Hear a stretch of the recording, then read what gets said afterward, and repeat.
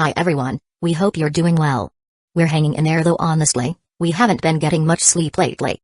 Today, we want to answer a question we get a lot: how do we publish our audiobooks? First, we post most audiobooks on Patreon as paid content. They stay paid for a few months. After that, they become free to listen to on Patreon forever. A few weeks later, we post them on other places like YouTube, Facebook, and Twitter, X. Lately, things have been a bit slow in terms of new members. So we'd love your help. Please share our site with your friends or in places like Facebook groups, Twitter, X, Discord, Reddit, or novel forums. Even one share can really help us grow. Thanks so much for your support. Graduations. Every important milestone was recorded in these photos. As Minato narrated each story, Naruto felt his vision blur slightly, but there was a smile on his face. Maybe this isn't just another Naruto's story. Maybe this is Dad telling me about the things I forgot. At the end of the album, Naruto saw a large family portrait. There were photos of just the three of them. Some with 4 people. And others that included Kakashi, Jiraiya, Tsunade, and many more. Naruto rubbed his eyes discreetly. In every single picture, the person standing in the center, smiling the brightest. It felt like it could have been him. Does Pervy Sage and Granny Tsunade visit often? Naruto asked, pointing at the last picture. Minato sighed. Yeah. They do. The house is usually pretty lively unless they run off for research or gambling. Naruto grimaced. Ugh, even in a different world, they're still the same. Minato chuckled. So your Jiraiya-sensei was the same too? Yeah, Naruto groaned, holding up 3 fingers. He only ever did 3 things, right, research, and get beat up. Minato laughed nervously. Yeah. That sounds about right. Just then, Kushina's voice rang out from the kitchen. You guys sound like you're having fun. Wash your hands and get ready to eat. Naruto turned to see her carrying a steaming plate of food, followed by Haku and Karen. Dressed in a light blue t-shirt and apron, Kushina looked like the perfect gentle housewife. For a moment, Naruto almost doubted her past nickname. As they sat down, Kushina suddenly raised 3 fingers. Kinema-uro will walk in 3 seconds. 3 seconds later, click. Kinema-uro stepped in. I'm home. Naruto gaped. That's incredible. Kushina smirked proudly. Right? After you grew up, it became way harder to impress you. I gotta show off when I can. Itadakimasu. X6 Naruto had barely picked up his chopsticks when he noticed his bowl was already filled with food. Guys. Everyone just smiled at him. Only Karen spoke up. Just eat. From now on, I got your back, kiddo. Naruto blinked. Then frowned. You just flicked soup into my eye. Karen, chapter 280. This will be your room. If you need anything, just let us know, Minato said with a gentle smile. No, Minato. Why are you being so polite? Kushina interrupted, pulling out a few bills and handing them to Naruto. Here's some pocket money from Mom. Buy whatever you like. Naruto held the money in his hands, the exact amount no longer important. It was his first time receiving pocket money from his mother. Growing up, he only had the allowance left by the 3rd Hokage and, later, his mission rewards. Sometimes, he would even lose his money to that perverted gambler. Although he was lucky enough to win some back in lotteries, his wallet always seemed to be empty. But this pocket money from his mom. Even though he could earn his own money now and wasn't lacking anything, he still felt an overwhelming desire to save this. It was something precious. Minato scratched his head. That's true. We have a storeroom downstairs. Feel free to take anything you need. Okay. Naruto nodded enthusiastically, tucking the money securely away. So what if he seemed childish in front of his parents? There was nothing wrong with acting a little spoiled as a son. Minato leaned closer, placing a hand on Naruto's shoulder, and whispered conspiratorially, but if you go rummaging through the storeroom, make sure you don't mess it up, or Mom will be mad. Eh? Naruto instinctively rubbed the back of his head, recalling the punch he received upon meeting Kushina. Minato. Kushina's voice turned dangerously sweet as she glared at them. Are you two whispering about me? How could that be? Minato denied it with a laugh. I was just telling Naruto to feel at home. He can do whatever he likes. Yeah. Naruto nodded like a pecking chick. Really? Kushina's eyes narrowed suspiciously, scanning their faces. After a moment, she sighed. Fine, I'll let you off. Naruto, take a good rest. As Minato and Kushina turned to leave, Naruto called out, wait. What is it? They asked in unison. Can you tell me how to get back? Naruto asked, his gaze avoiding theirs, afraid of losing his courage to say those words. Minato and Kushina exchanged a glance. You don't like it here? Minato asked gently. Naruto quickly shook his head. No. This place is amazing. It has dad and mom, and my brother and sister. If possible, I'd want this to last forever. But how should I put it? Naruto scratched his cheek awkwardly. I've been alone all my life. Although it was lonely at times, I got through it. In my world, I have a lot of friends. And here, there's another me. Because I'm here, he might have lost everything. I think he'd be very sad. Back in my world, Sasuke. He lost his family, and it changed him. He told me I couldn't understand his pain because I never had a family. But now that I've experienced it, I think I can understand a little bit of what he felt. Naruto's face lit up with a confident smile. Next time I see him, I'll definitely succeed in bringing him back. Naruto continued, I know you must be worried about the other me. I've seen parents waiting anxiously at school gates for their kids. If their child is even a little late, they get so worried. It's been so long for him. You must be worried too. I should hurry back. Despite his efforts to control his emotions, Naruto's voice choked up. The warmth of family was something he'd always longed for, but his sense of responsibility pushed him to prioritize others. Kushina smiled gently, even in times like this, you think of others first. You're such a kind child, Naruto. But it's okay to stay a little longer. The other Naruto is strong, he'll be fine. Maybe, but... Minato placed a reassuring hand on his shoulder. Alright, if you're that determined, let's start checking. Wait, Minato. Kushina protested. Minato shook his head. Once someone decides on something, no matter how difficult or painful, they should follow through. That's what I want to teach my son. Naruto, are you sure? Yeah. Naruto nodded firmly. Say what you mean and mean what you say. That's my ninja way. Really, you two and your need to be cool, Kushina sighed, but eventually relented. She followed them to the prepared room. Minato pointed at a seal drawn on the ground. Naruto, stand in the middle.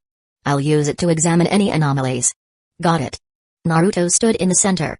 Do I need to do anything? Just stay still. Leave the rest to me. Minato made several hand signs, activating the seal. A blue light scanned Naruto from head to toe, making him feel oddly exposed. Huh? Minato's eyes widened in surprise. Naruto, I need to check your seal. Oh, okay. Naruto lifted his shirt, exposing the seal on his abdomen. Is something wrong? Not sure yet. Don't worry, it's not a bad thing. Minato placed his hand over the seal. Inside Naruto's subconscious, the Kyuubi stood up abruptly, eyes widening in shock. Yondaime. Long time no see. Minato greeted cheerfully. For you, at least. The Kyuubi growled, what's with that face? I killed you with my own claws. Is that so? Minato replied calmly. It seems you and Naruto haven't gotten along well. Annoyed, the Kyuubi glared. Damn you, Yondaime. Minato ignored him, placing his hand on the seal. Something is interesting here. The same chakra as mine. And the energy that allowed Naruto to cross space-time. Chapter 281. Alliance. The Eye of the Moon plan was utterly absurd. Achieving world peace by putting everyone into an eternal dream? How many years of brain damage did it take to come up with something like that? How was this any different from wiping out humanity entirely? Hey, Hokage. Raikage frowned. Are they seriously committed to this plan? It wasn't just him, everyone found this so-called plan ridiculously childish. Even trying to trick a child with this logic wouldn't work, so how could anyone possibly believe in it? Minato had also been skeptical at first, but the evidence before him left no room for doubt. As unbelievable as it sounds, it's the truth. They're willing to sacrifice their lives for this plan. Maybe it's because, after suffering through so much war and pain, they've completely lost hope in the world. His words landed like hammers on the hearts of those present. Each of them had once dreamed of a peaceful world, but deep down, they had accepted that such a dream was impossible. Onoki, for instance, had long believed that if peace were ever to be achieved, it would only come when a single village or nation had completely conquered the entire shinobi world. The closest he'd ever come to witnessing true peace was during the era of Hashirama Senju and Madara Uchiha. Though he was reluctant to admit it, if those two had forcefully united the ninja world and worked over generations to erase grudges, perhaps things would be better than they were now. So, Hokage, Raikage's voice was firm. Are you saying we should immediately eliminate Akatsuki? Minato's information had raised the level of concern. Raikage now understood that Akatsuki could not be allowed to continue unchecked. That's right. Minato turned to Onoki. Even knowing this, do you still insist on a passive defensive strategy? Onoki exhaled sharply. If the situation is as severe as you claim, then we should take the initiative. We can't just sit by and watch the shinobi world be destroyed by a group of madmen. He wasn't the type to hesitate when action was necessary. If he didn't act decisively now, things would spiral completely out of control. Raikage smirked. Even the most stubborn among them was willing to cooperate. This was a great step forward. Then it's time to discuss the specifics of our operation. Exactly, Onoki agreed. A war of this scale cannot be fought with each village acting independently. If we surround Hidden Rain Village without coordination, tensions could arise, leading to infighting. We must avoid chaos at all costs. Yagura nodded. Indeed. Even among allies, a lack of proper communication could lead to interference between forces. That would only provide openings for our enemies.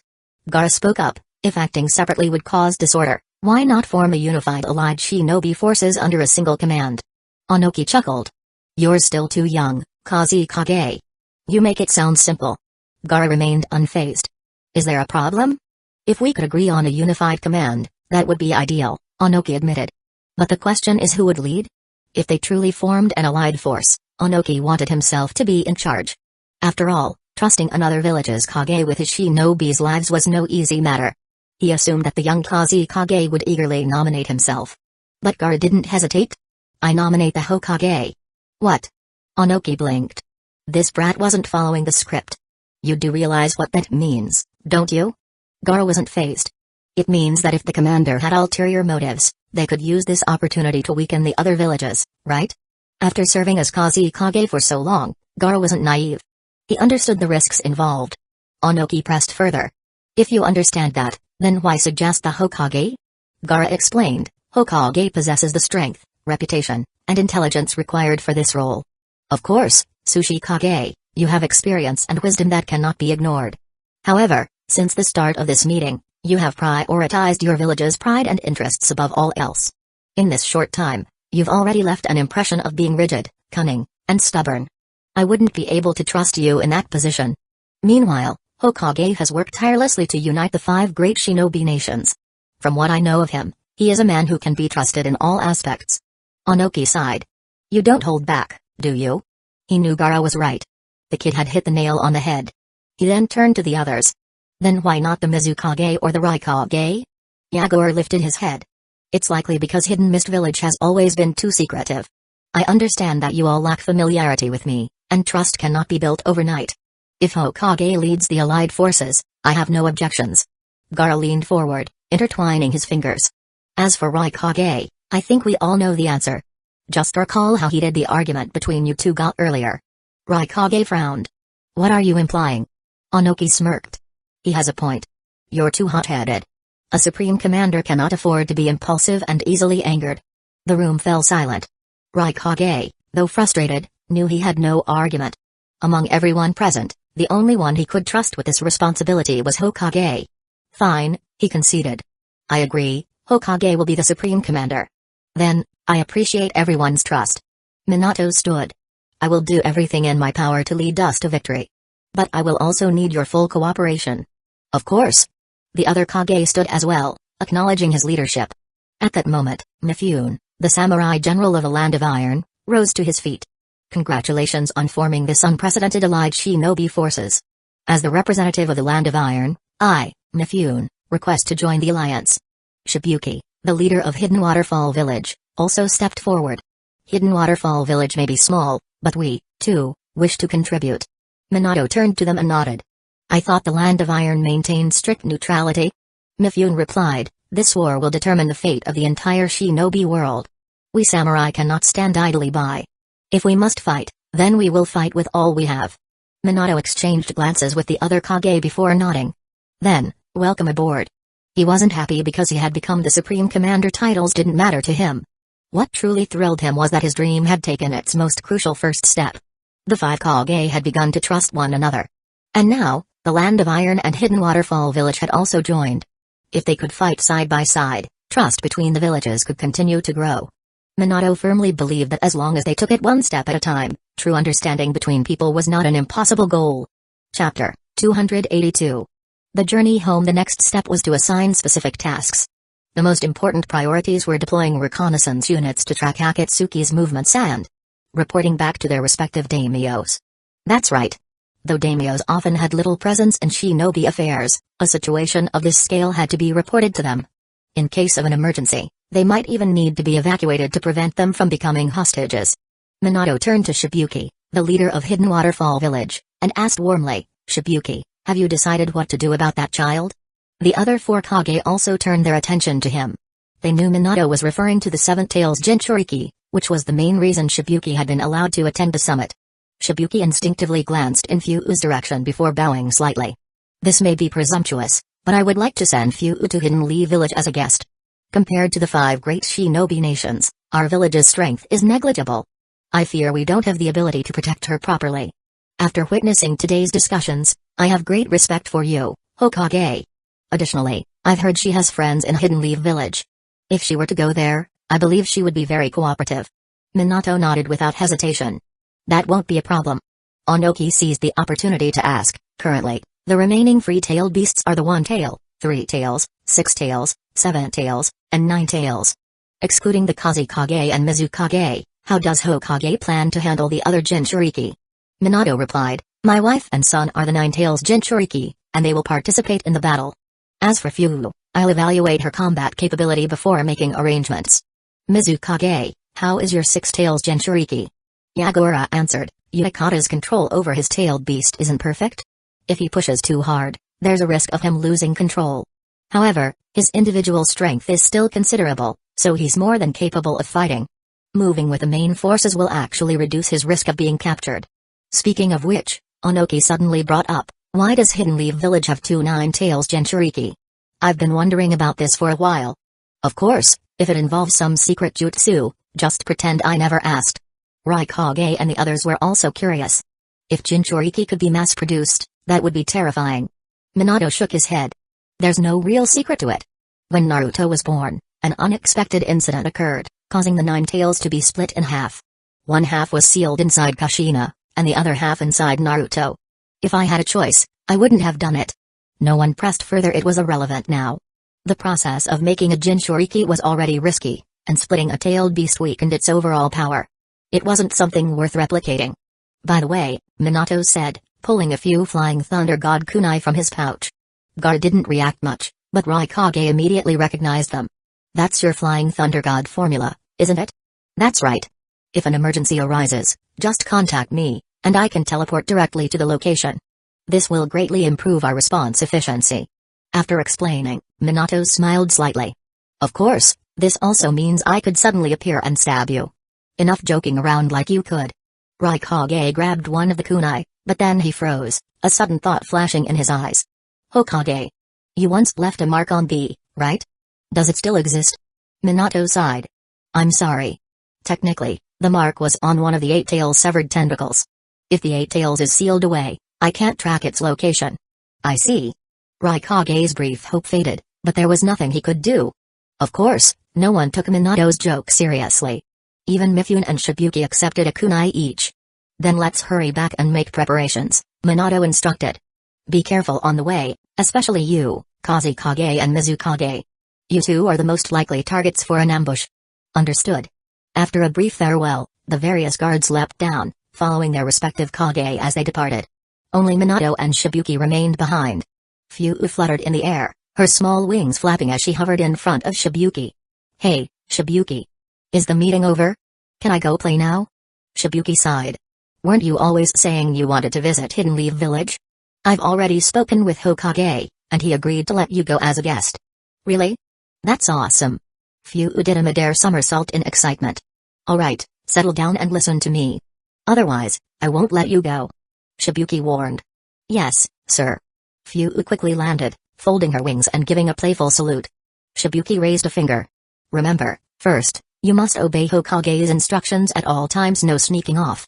Second, once in Hidden Leaf Village, do not cause trouble or embarrass our village. That includes not barging into other people's offices like you do here. Third, you must not." 3 minutes later, Fyuu's eyelids were drooping. 5 minutes later, her head bobbed downward before she jerked awake, staring blankly at the still-talking Shibuki. Fyuu finally protested, "Enough already, Shibuki. You say this every time I leave. I could recite it by now." Shibuki raised an eyebrow. "Then recite it for me." Fyuu blinked, grinning sheepishly while scratching her head. Yeah, thought so. Shibuki sighed. Anyway, just don't cause trouble. Got it. Fyu shot over to Naruto's side, grinning widely as she waved back at Shibuki. Shibuki rubbed his face and looked at Minato apologetically. Sorry for the trouble. Fyu can be a bit energetic. Minato chuckled. No worries. Our village has plenty of kids like that. Leaving the warmth of the summit hall and stepping back into the snow-covered landscape, Naruto could sense Kakashi and the others hiding nearby, standing guard. They had been on alert the whole time. Fyu flitted beside Naruto, bombarding him with questions about what was fun and delicious in Hidden Leaf Village. Before he could finish answering one, she had already asked two more. Naruto felt like he was on 2G internet, while she was running on 5G. As for why they weren't just teleporting back using Flying Thunder God, Minato was actually hoping to attract some attackers on the way back. Naruto was also curious, was anyone bold enough to try ambushing them? Honestly, he was a bit disappointed that no one had tried to disrupt the 5 Kage summit. Not even a single white Zetsu popping out from underground.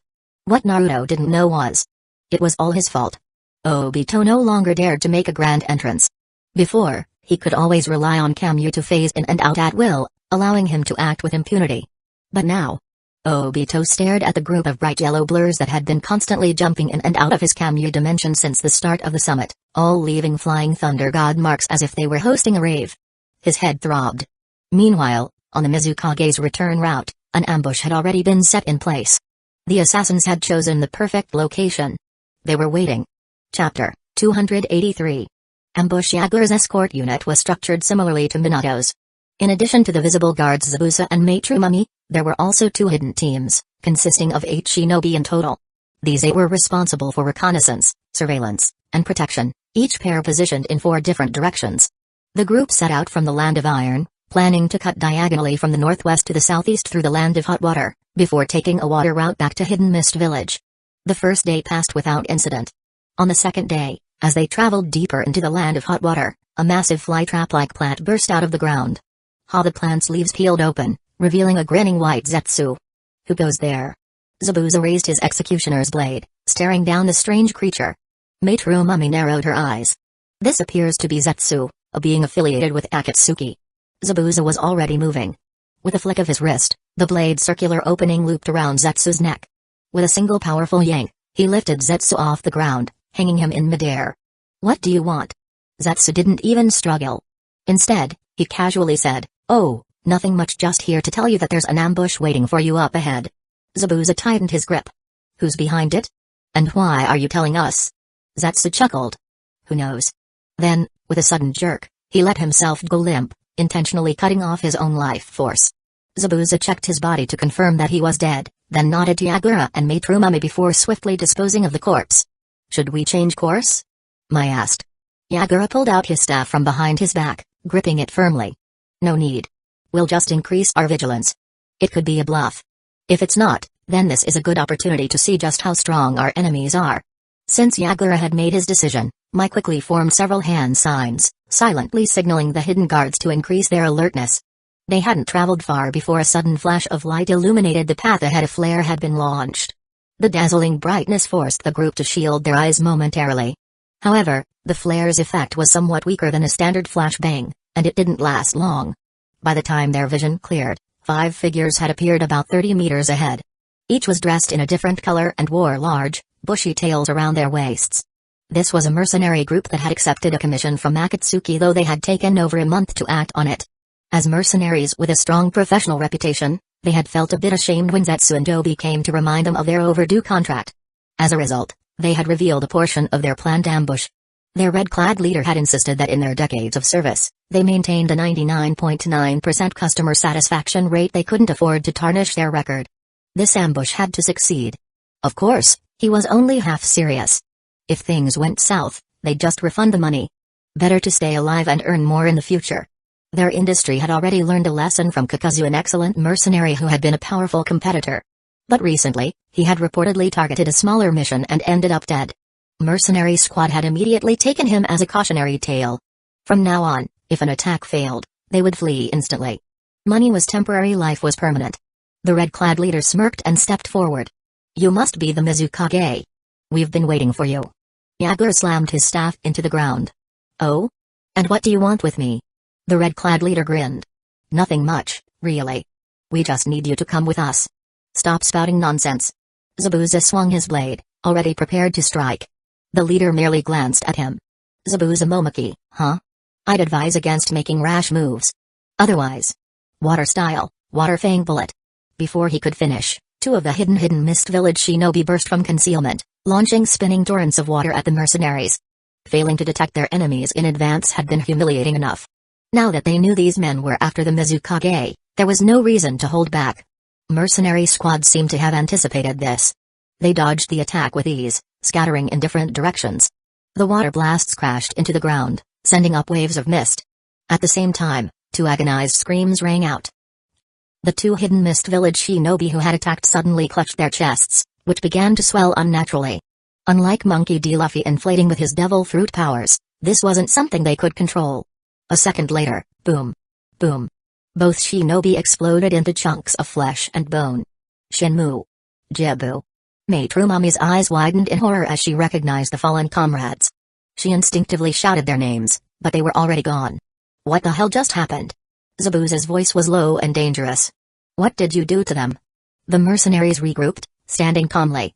The red-clad leader smirked. This is our clan's secret technique. Mizukage-sama, your two visible guards, and the 6 remaining hidden ones, you're all infected. However, if you surrender, we'll be generous and remove the technique before handing you over. Yagura's expression didn't change, but his grip on his staff tightened. So you are the infamous mercenary squad, the ninja hunters who prey on other shinobi. Have you joined Akatsuki? Oh, you've heard of us? The leader chuckled. Don't misunderstand. We're just mercenaries. We don't care who hires us. His tone grew colder. Now then, what will it be? You wouldn't want all your subordinates to die, would you? In response, 6 remaining hidden mist village shinobi leapt into view, forming a protective barrier in front of Yagura. Mizukage-sama, please escape. We will hold them off. Yagura stepped forward, dismissing them with a calm but firm command. Stand down. But, Mizukage-sama. This is an order. Yagura didn't even look back. Instead, he focused on the sensation of chakra surging within his body. A sharp pain flared in his chest. He frowned. I see. So the technique causes an explosion if we use a certain amount of chakra. Impressive deduction, Mizukage-sama. The red-clad leader clapped mockingly. That's why you should just come along quietly and don't try to fake surrender. Killing us won't undo the technique. That's something we'll have to test. Yagura scoffed. Threatening me? Don't be ridiculous. I am the Mizukage. With a flick of his wrist, he threw his staff aside. A surge of red chakra erupted around him, forming into a tangible, bubbling mass. Yagura crouched low, his body morphing. 3 flat, fin-like tails emerged behind him. His skin darkened, and his form twisted into a miniature version of the 3 tails, Isabu. Hidden beneath the chakra cloak, Yagura's chest swelled slightly, an ominous sign. But nothing happened. Tailed beast chakra wasn't something that could be easily controlled by mere humans. The battle was just beginning. Chapter 284. Wrong timing? Mizukage-sama. The guards called out in alarm. They knew using chakra would trigger an explosion, yet Yagura had recklessly transformed into his tailed beast form. Only after seeing that he was unharmed did they breathe a sigh of relief. Their admiration deepened. As expected of Mizukage-sama. This is impossible. Mercenary squad had never seen their explosive parasites fail like this before. They were completely caught off guard. This is the power of a Jinchuriki? The red-clad leader was surprised but remained composed. No need to panic. The rest of them can't use jutsu, so it's still 5 against 1. Zabuza barked at the guards. How much longer are you planning to stand around? Letting Mizukage-sama fight alone while we sit back is a disgrace. Yes, Zabuza-sama. Their squad leader commanded, spread out and prepare to assist. Even without chakra, we still have our blades. Yes. The guilt-ridden guards drew their swords with determination. At that moment, Yagura, fully transformed into his version 2-tailed beast state, charged straight at the red-clad leader. The yellow-clad member dove into the green-clad member's shadow, while the blue-clad member gradually turned transparent, vanishing from sight. Green-clad quickly formed hand seals and unleashed a great fireball jutsu, hitting Yagura in midair. Did it work? That wasn't so impressive after all. He smirked. Mizukage-sama. The guards gasped, amplifying the dramatic tension with their concern. As if it'd be that easy. The red-clad leader braced himself defensively. Sure enough, Yagura emerged from the flames unscathed, slamming his palm straight into the red-clad leader's chest. Anticipating the strike, the leader crossed his arms and infused them with chakra to absorb the impact. The moment the attack landed, a massive force surged through him. It felt less like a palm strike and more like being smashed by a gigantic hammer. He barely managed to use the momentum to retreat. But then coral-like formations began spreading rapidly across his body. What the hell is this? He struggled, but the coral was incredibly sturdy, completely restricting his movements. Coral Palm Yagura's unique binding jutsu, even Itachi had a hard time dealing with it, and Naruto had to power through it in the past. Yagura didn't stop. His tail swung behind him, forcing Green-clad back as he closed in on the immobilized red leader. Boss. The purple-clad member rushed forward and unleashed a waterfall jutsu to block Yagura. But using water style against the Three Tails Jinchuriki? That was a mistake. Yagura cast his own great waterfall jutsu, enhanced by Isabu's chakra. His attack was at least 5 times the size of the opposing jutsu. The sheer difference was like comparing a household faucet to a fire hose. Thus, this technique would henceforth be known as Isabu's waterfall. The colossal water surge overwhelmed the enemy's waterfall jutsu and blasted purple-clad away. Just as Yagura was about to finish off the red leader, the blue-clad member reappeared and pulled him away using an earth-style technique while the purple-clad was helplessly swept away. Yagura refused to let them regroup. He sprinted forward, determined to eliminate the enemy leader before they could remove the coral. However, yellow-clad suddenly emerged from green-clad's shadow, then phased into Yagura's shadow and reappeared right behind him. With a kunai in hand, he struck at Yagura's chest from below with all his might. Thump! The kunai made an impact. But instead of piercing through, it merely bounced off. In yellow-clad's stunned gaze, his weapon had failed to penetrate the thin yet powerful tailed beast chakra cloak. Three Tails' chakra armor was not to be taken lightly. Though unscathed, the sheer force of the impact sent Yagura skidding backwards. As he crouched down, he opened his mouth and began condensing a small tail beast bomb. If that thing hits, we're dead. The red-clad leader broke out in a cold sweat. At that moment, blue-clad hardened his arms with earth style and continued hammering at the coral binding the leader. Meanwhile, yellow-clad re-entered green-clad's shadow, while green-clad shot a fire pillar at Yagura in an attempt to interrupt the tail beast bomb. Yagura ignored them and fired the attack. Earth style, earth flow fortress. Blue-clad quickly erected an extra thick earth wall, fearing it wouldn't be enough, so he also grabbed the still weak red leader and bolted to the side. The fire pillar struck Yagura. The tailed beast bomb struck the wall. The impact sent Yagura flying backwards, but he swiftly flipped over. As for the fortified wall, boom! The explosion blasted a gaping hole in it, sending shockwaves outward. The surrounding ground fractured, and large cracks spread in all directions. Debris and rock fragments shot forward like shrapnel. The red and blue members, still trying to escape, were caught in the explosion. Both were sent flying. On the bright side, the remaining coral on the red leader was completely shattered. On the downside, both of them were now injured. The red-clad leader coughed up blood. Damn, that stupid fly trap. Didn't it say we'd have backup? Just as he finished speaking, Yagura's red chakra cloak suddenly dissipated. At the same time, white, fibrous material began spreading over his body, wrapping around him entirely. Mizukage-sama, Zabusa, Mai, and the other guards tried to rush to his aid, but the same white substance was growing on them as well. What the hell is this? The guards struggled against the bindings. Yagura looked down, seeing a familiar face emerging from the white mass. Zetsu? A delayed activation jutsu. It can absorb chakra. The situation had suddenly flipped against them. Seeing an opportunity, Green-clad charged forward, ready to capture Yagura. In an instant, he closed the distance, preparing to strike, but then Yagura smiled.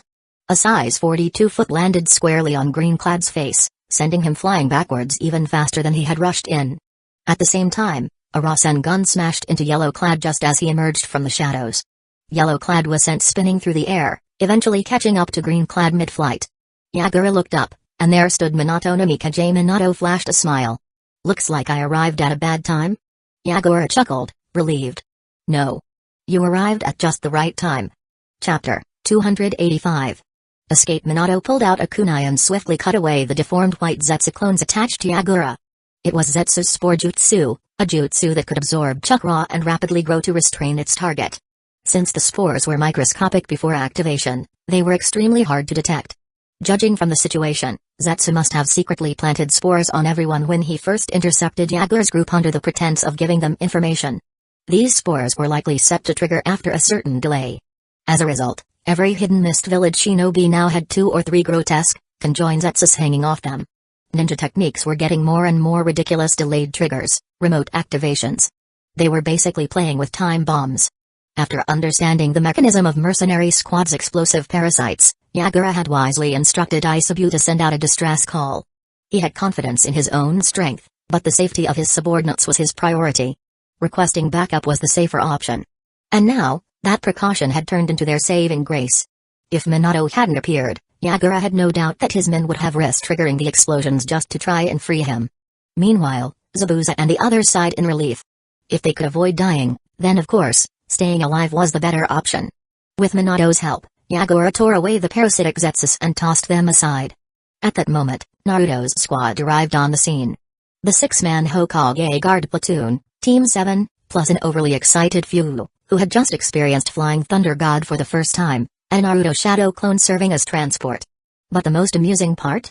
Shiranui Gemma, Raido Namayashi, and Hidden Stone's village Shitatami of the Genma squad. They had planned to use the Flying Thunder formation to bring Shisui, Hayate, and Yuja with them. However, Naruto, impatient with their slow casting speed, had his clones help them.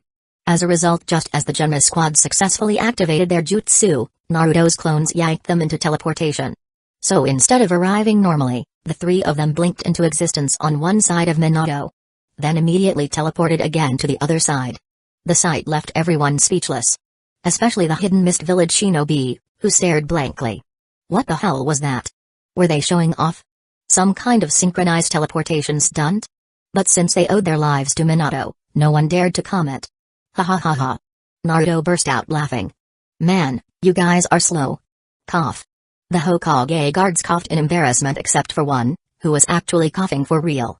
Alright, Naruto, enough playing around. Help remove the restraints. Sakura, check on Mizukage-sama's condition. Yes. 7 voices echoed in response. The Hokage guards drew their blades, slicing off the parasitic Zetsus from the Hidden Mist Village shinobi. Sakura immediately began examining Yagura. Meanwhile, Kakashi, Sasuke, and Naruto kept their eyes on the mercenary squad, ready to strike at a moment's notice. Naruto's clones had already scattered to block escape routes and set up Flying Thunder God marks just in case these mercenaries had some weird escape plan. Mercenary squad was in bad shape. With their injuries piling up and facing an overwhelming force of elite Hidden Leaf Village shinobi, the red-clad leader made a quick decision. Lord Hokage, Lord Mizukage. If we help remove the explosive parasites, could you spare our lives? At first glance, Yagura's guard seemed fine. But Yagura himself had a noticeable bulge in his chest. Even though the explosive parasite had died inside him due to tailed beast chakra, no one knew if it could still detonate post-mortem. Red-clad figured this was his only leverage. Minato remained calm. You tried to assassinate the Mizukage. You think you can just walk away? What do you think, Mizukage-sama?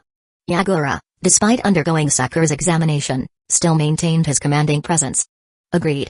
And since you may have connections to Akatsuki, we certainly can't let you go. You better think carefully. Red-clad bluffed. These explosive parasites are our unique secret technique. Without us, there's no way to remove them. He wasn't completely sure, but didn't Hidden Leaf Village have Tsunade, a legendary medical ninja? That depends on the examination results. Minato glanced at Sakura. He had full confidence in her medical skills. Sakura, not one to disappoint, confidently declared, it can be removed. We just need to make some preparations. The Hidden Mist Village shinobi visibly relaxed except for Zabuza, who wore a mask. Red-clad's face fell instantly, without hesitation, he turned and bolted. Purple and green followed suit. Blue vanished into thin air. Yellow dove into the shadows. However, Shishui's Sharingan wasn't just for decoration. Earth-style, stealth jutsu was useless against his eyes. In a single instantaneous movement, Shishui teleported, drove his blade into the ground and blue-clad coughed up blood, pinned down and exposed. Sasuke, his Sharingan spinning, quickly scanned his surroundings. Seconds later, he located yellow-clad, still hiding in the shadows. Lightning surged over Sasuke's body. Chidori blade. He mimicked Shishui's earlier move, plunging his lightning-charged sword straight down. Yellow-clad had sharp reflexes and managed to block with a kunai. But Sasuke smirked. That's Chidori blade. The moment the lightning discharge hit him, Yellow-clad convulsed violently. Then, with no chance to react, Sasuke's second blade stabbed him clean through. Yagura, watching the scene, had a complicated expression. Then, he sighed and looked up at the sky.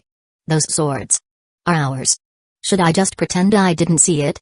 Zabuza and Mai felt the same inner turmoil. Should they say something? But Minato and his team had just saved them. So, like Yagura, they simply looked up at the sky in silence. Naruto stops the last three red, green, and purple kept running. But after only a few steps, a smiling blonde blocked their path. The three mercenaries exchanged glances. Red-clad steeled himself. He's alone. We have to break through. Naruto grinned. His left hand rose to chest level. His right hand extended forward. A golden aura shimmered around him. Then, he chanted softly, Raigo, Senjutsu. From behind him, golden fists materialized, raining down like a storm. The three mercenaries were launched skyward. From his position, Red-clad recognized the technique. That's Fire Temple's secret technique. He coughed up blood and then passed out midair. Naruto lowered his hands, preparing to call it a day. Suddenly purple turned into a puddle of water. Naruto blinked. Then sensed something. His face twitched. This guy. Sighing, he assumed his stance again. Fine. Aura aura aura aura. 10 seconds later, the puddle reformed into a purple clad. Now. Completely unconscious. This guy had tried to play dead by pretending to be a water clone. Naruto had seen through the same trick in the Land of Waves. Got to give him points for creativity, though. Chapter 286. Failure. Watching Naruto casually haul back three unconscious enemies, Kakashi scratched his head. Looks like there wasn't anything for me to do after all. Well, I saved some chakra. Phew, who had originally been eager to fight, completely forgot about it as her attention shifted elsewhere. Naruto. That move was so cool.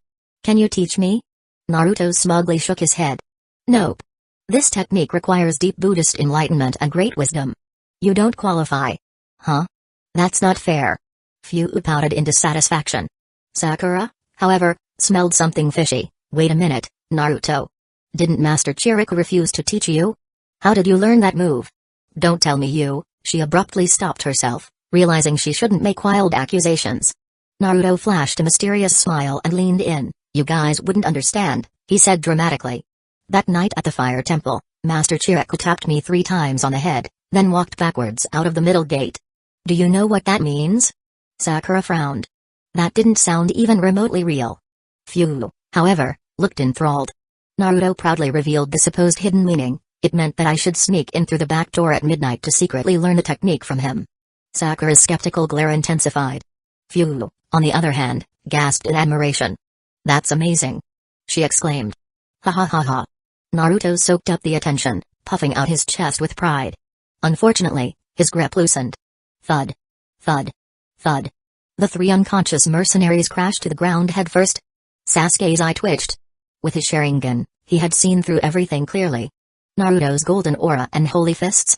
Just 9 tails chakra. The Buddhist chanting? Naruto was making the sounds himself. The hand seals? Completely inaccurate. This idiot had only mimicked about 70% of Chiriku's technique yet had somehow woven an entire elaborate backstory around it. Sasuke sighed. I won't expose him. Not with outsiders around. Minato, of course, had seen through everything too. He was intimately familiar with 9 tails chakra, but he hadn't expected Naruto to be able to control it this precisely.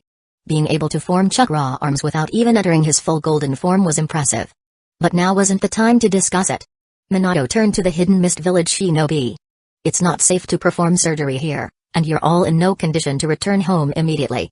Why don't you come to Hidden Leaf Village for treatment first? Yagura considered the proposal carefully. At this point, we have little choice. Maitru Mummy hesitated. But Mizukage-sama, we still have to meet with the daimyo. Time-wise. It's not an issue, Minato said, casually twirling a flying thunder god kunai. Once the treatment is complete, I can teleport you all directly to the Fire Country border. That settled it. The Hidden Mist Village shinobi had no argument left. After all, they had already seen Flying Thunder God in action.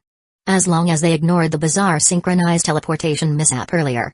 As always, Naruto and his clones handled the heavy lifting. Minato, ever the strategist, delegated efficiently. This time, before using multi-shadow clone jutsu, Naruto took a deep breath and mentally prepared himself. Alright, guys, let's keep it normal this time. We have foreign guests watching. Stay calm. Maintain dignity. He froze for 3 seconds after forming the hand sign. Those familiar with him immediately realized he got lost in his own thoughts again. Those unfamiliar thought it was some kind of chakra gathering ritual. Luckily, This time, the clones came out normal. Each clone grabbed 2 people and teleported everyone, including the 5 captured mercenaries, back to Hidden Leaf Village's gates. They also brought back a few of the grotesque parasitic white Zetsus for research. But no one noticed. One of the Zetsus was missing its head. Far underground, it had already vanished. By the time Naruto's team returned to Hidden Leaf Village, the escaped white Zetsu had already used the Mayfly Jutsu to reach Black Zetsu's location. A strange fusion process took place. As they merged, Black Zetsu turned to Tobi, Obito. Just as expected, mercenary squad failed. Tobi, who had dropped his usual goofy tone, responded seriously. As planned. We only used them as a distraction. Black Zetsu continued, however, as a result, we successfully collected enough Three Tails chakra. White Zetsu picked the worst possible moment to speak. Huh, I don't get it. That yellow flash guy doesn't seem scary at all. Why are we going to such lengths to avoid him? Tobi scoffed. You have no idea, he muttered darkly. No amount of caution was excessive when facing that man. Especially when that man was the reason for this body. And also because I can't use Kami anymore. Just thinking about it made Obito want to punch something. Why did Kakashi have to be so obsessed with training his Kami? That technique had a fatal drawback: using it too much wrecked your vision. Yet, for some godforsaken reason, Kakashi had practiced it over and over, which somehow resulted in his Kami dimension getting infiltrated. Now, it was basically unusable. Obito barely kept his frustration in check. If he wasn't wearing a mask, the others would have seen his face twitching in rage. Regardless, he said, regaining composure, we're one step closer to our goal. What about Kisame and Deidara? Black Zetsu sighed. At their current pace, they should have just entered the land of water. Deidara refuses to let Kisame ride on his clay bird, so they're moving slower than expected. Smart decision, White Zetsu chuckled. If Kisame got on, he'd probably get blown up. Honestly, he added, I feel like one of them is going to die before this mission ends. Shut up. Tobi wasn't worried. Kisame was practical and disciplined. He wouldn't let Deidara's childish antics interfere with their objective, and he had previously been assigned to kill his own comrades if needed, so he wasn't someone Deidara could easily trick. Tobi shook his head. Why am I even entertaining White Zetsu's nonsense? I must be stressed. Forcing himself to focus, he asked, and what about that person? Black Zetsu's tone grew serious. Still difficult to track. We only found a few abandoned labs. Judging from the remnants, he or she seems to be experimenting with something unusual. Tobi smirked beneath his mask. The stranger the research, the more valuable it might be. That guy's ability to survive is well known. Find him. Tell him that if he agrees to cooperate, we'll let the past slide and grant him one reasonable request. He gazed at the sky with his remaining Sharingan. With the 5 Kage summit concluded, the 5 great nations might declare war on us first. Time is running out. Black Zetsu nodded and sank into the ground. Chapter 287. Otsutsuki Toki opens his eyes. The Naruto Express ran fast and smooth before the Hidden Mist Village group even had time to react. They had already arrived at Hidden Leaf Village's gates. Izumo and Kotetsu, ever diligent, quickly came forward to greet them. Recently, they had been relieved of their bug-swatting duties. Jiraiya had finally had enough of their antics and reassigned a member of the Aburame clan to handle pest control. With that, not a single strange bug could sneak into Hidden Leaf Village. Hokage-sama, thank you for your hard work. The 2 guards saluted in unison. Minato smiled. Did anything happen while I was away? Izumo replied, everything was normal. Minato nodded. These are critical times, so I'll need you both to stay sharp a little longer. Yes, sir. As the morale boost from the Hokage settled in, their motivation increased by +1, and enthusiasm by +1. Naruto, walking behind Minato, secretly shook his head. These 2 are rookies. They didn't even say for the glory of Hidden Leaf Village. What a missed opportunity. The group headed straight for Hidden Leaf Village Hospital. For many of the Hidden Mist Village shinobi, this was their first time in Hidden Leaf Village, and they were stunned by its prosperity. This, they thought, is what a great shinobi village should look like.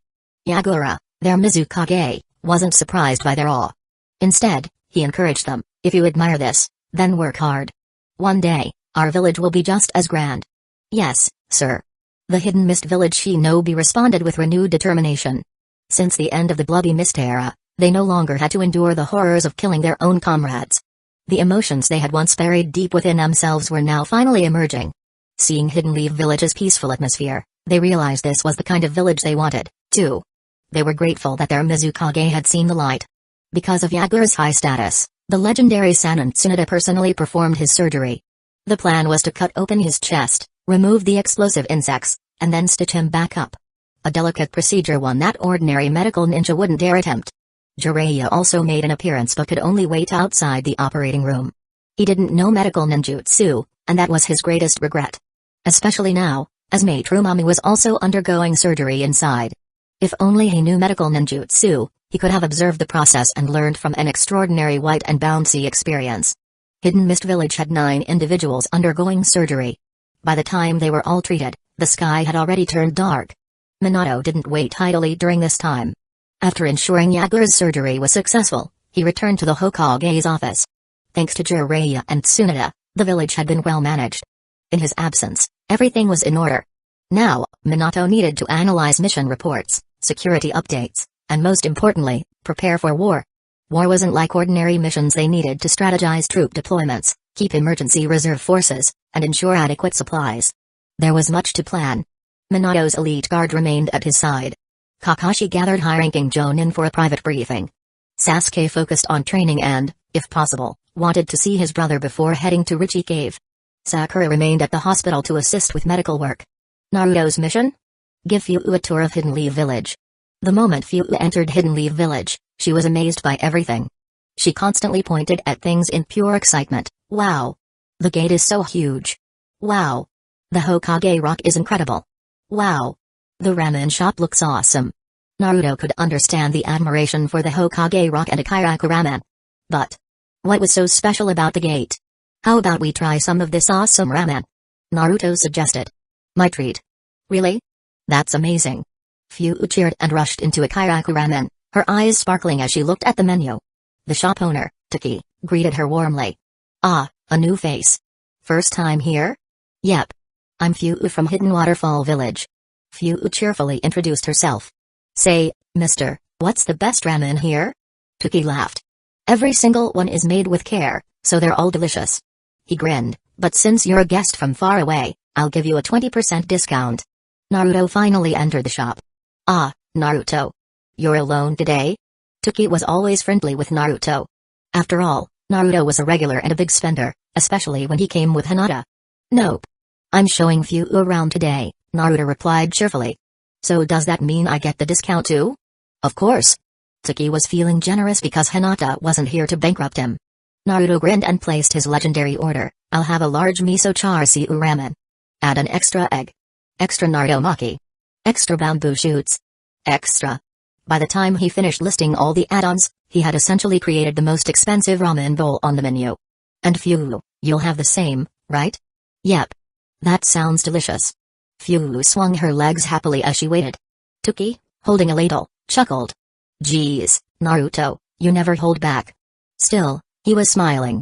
After all, Naruto might be getting a discount, but Taki never lost money. Since they had time to kill, Naruto struck up a casual conversation with Taki's daughter, Ayame-san, do you have a boyfriend? Ayame chuckled. Nope. Why are you interested? Not at all. Naruto waved her off. I'm not like pervy sage. I'm just trying to set you up with someone.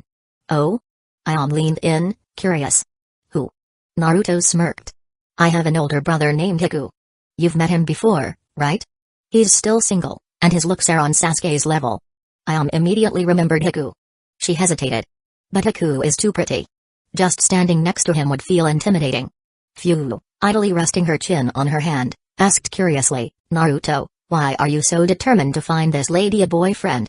Naruto answered without hesitation, simple, if she marries Hiku, I'll get free ramen for life. Silence. Taki, carrying a bowl of steaming ramen, froze in place. His ever-closed eyes suddenly opened. For a brief moment, the aura of an Otsutsuki radiated from him. Taki had one clear thought. Chapter 288. Rumors. Despite Naruto's shameless antics, Taki was a kind man. If Naruto were the shop owner and had encountered such a blatantly greedy customer, he'd at least have spit in their ramen, if not set the dogs on them. Fortunately, thanks to Fuu's charm, Naruto still received his special guest ramen in extra large portions, made with sincerity and generosity.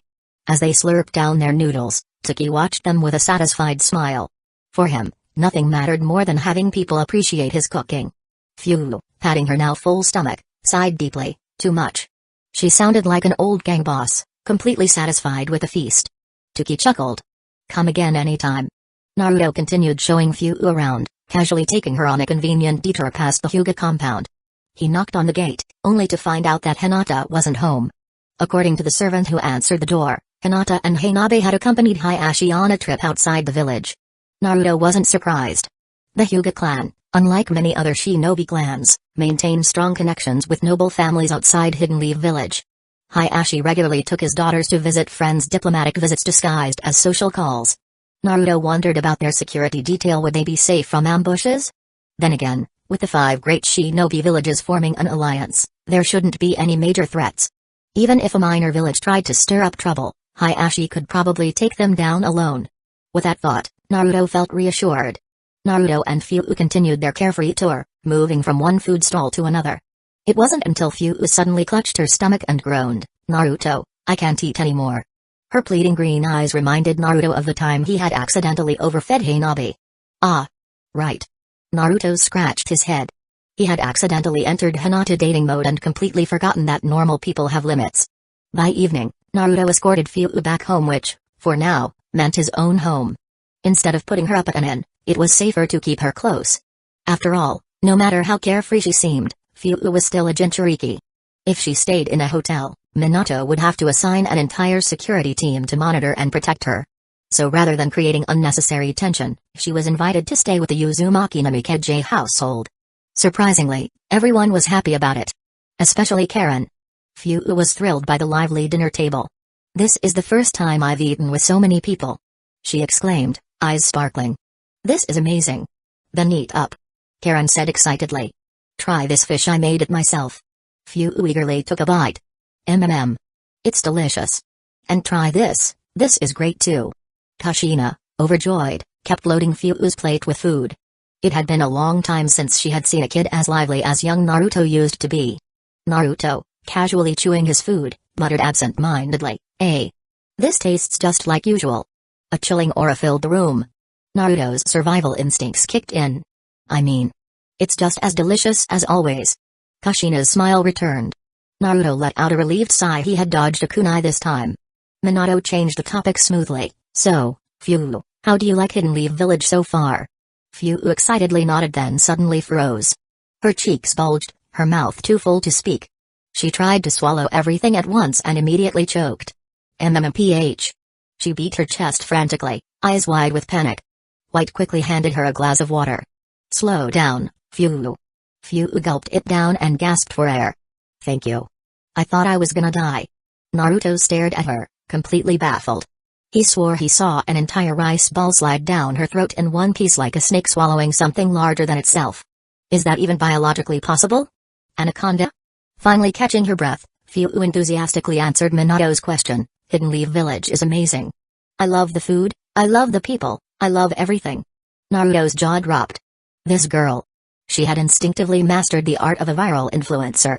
Minato smiled. "I'm glad you like it here. Kushina will set up a room for you tonight." Before Fu could respond, Karen interrupted excitedly. "No need for that. Fu, how about sharing a room with me? My bed is huge and comfy." Fu's eyes sparkled. "Really? I've never shared a bed before." "That sounds fun." Karen beamed. "Right? It'll be awesome. Is that okay, Dad?" Minato thought for a moment, then nodded. "If Fu is okay with it, then I don't see a problem." "Great. Leave it to me," Karen proudly declared. She dragged Fu off at full speed, eager to show off their new shared bedroom. Naruto watched them go, deep in thought. "Red and green, huh?" he muttered under his breath. "No wonder they get along." Naruto sighed dramatically. "So that's it? My job as a tour guide is over already?" He glanced at Minato. "By the way, does the village reimburse tour expenses?" Minato flatly refused. "No chance.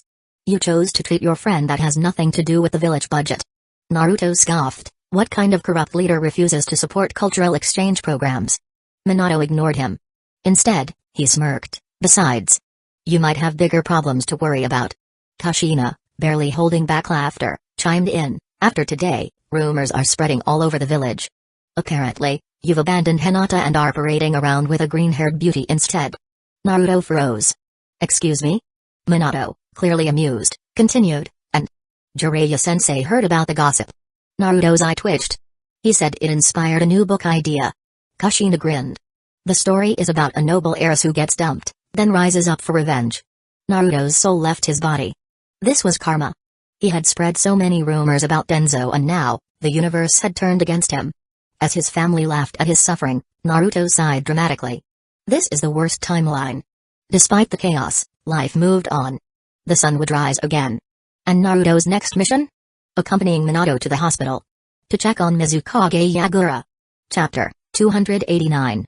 Sasori based on the timeline, just as the 5 Kage summit had concluded and the Mizukage's group encountered the mercenaries, Deidara and Hoshigaki Kisame arrived at Hidden Mist Village. The Land of Water is essentially an island nation, consisting of one large central island surrounded by countless smaller islands. Hidden Mist Village itself is located on this main island, and due to the island being surrounded by the sea, mist covers the village all year round, adding to its mystique. Before Yagura left for the 5 Kage summit, he had strictly arranged the village's defenses. Surveillance covered not only the perimeter of the village but also the coastline of the main island, including aerial and underwater patrols. Given Akatsuki's various infiltration methods, caution was essential. Unfortunately, with Kisame as a defector and guide, most of those defenses became useless. Kisame knew Hidden Mist Village inside and out, able to accurately predict the location of both overt and covert sentries. Additionally, he could utilize his summoning sharks to scout underwater, making infiltration far easier. This is precisely why major shinobi villages relentlessly hunt down rogue ninjas. They pose an immense threat to a village's security. Meanwhile, Deidara chose an aerial assault. The left arm he lost during the attack on Hidden Sand Village had somehow been reattached, and this time, he learned from past mistakes last time. Gaara spotted him ahead of time because he was riding a giant clay bird, which was unnatural in the desert. This time, he created a bird commonly found in the Land of Water, blending into the local environment. Moreover, the ever-present mist worked in Deidara's favor, allowing him to approach Hidden Mist Village unnoticed until he was already over the village.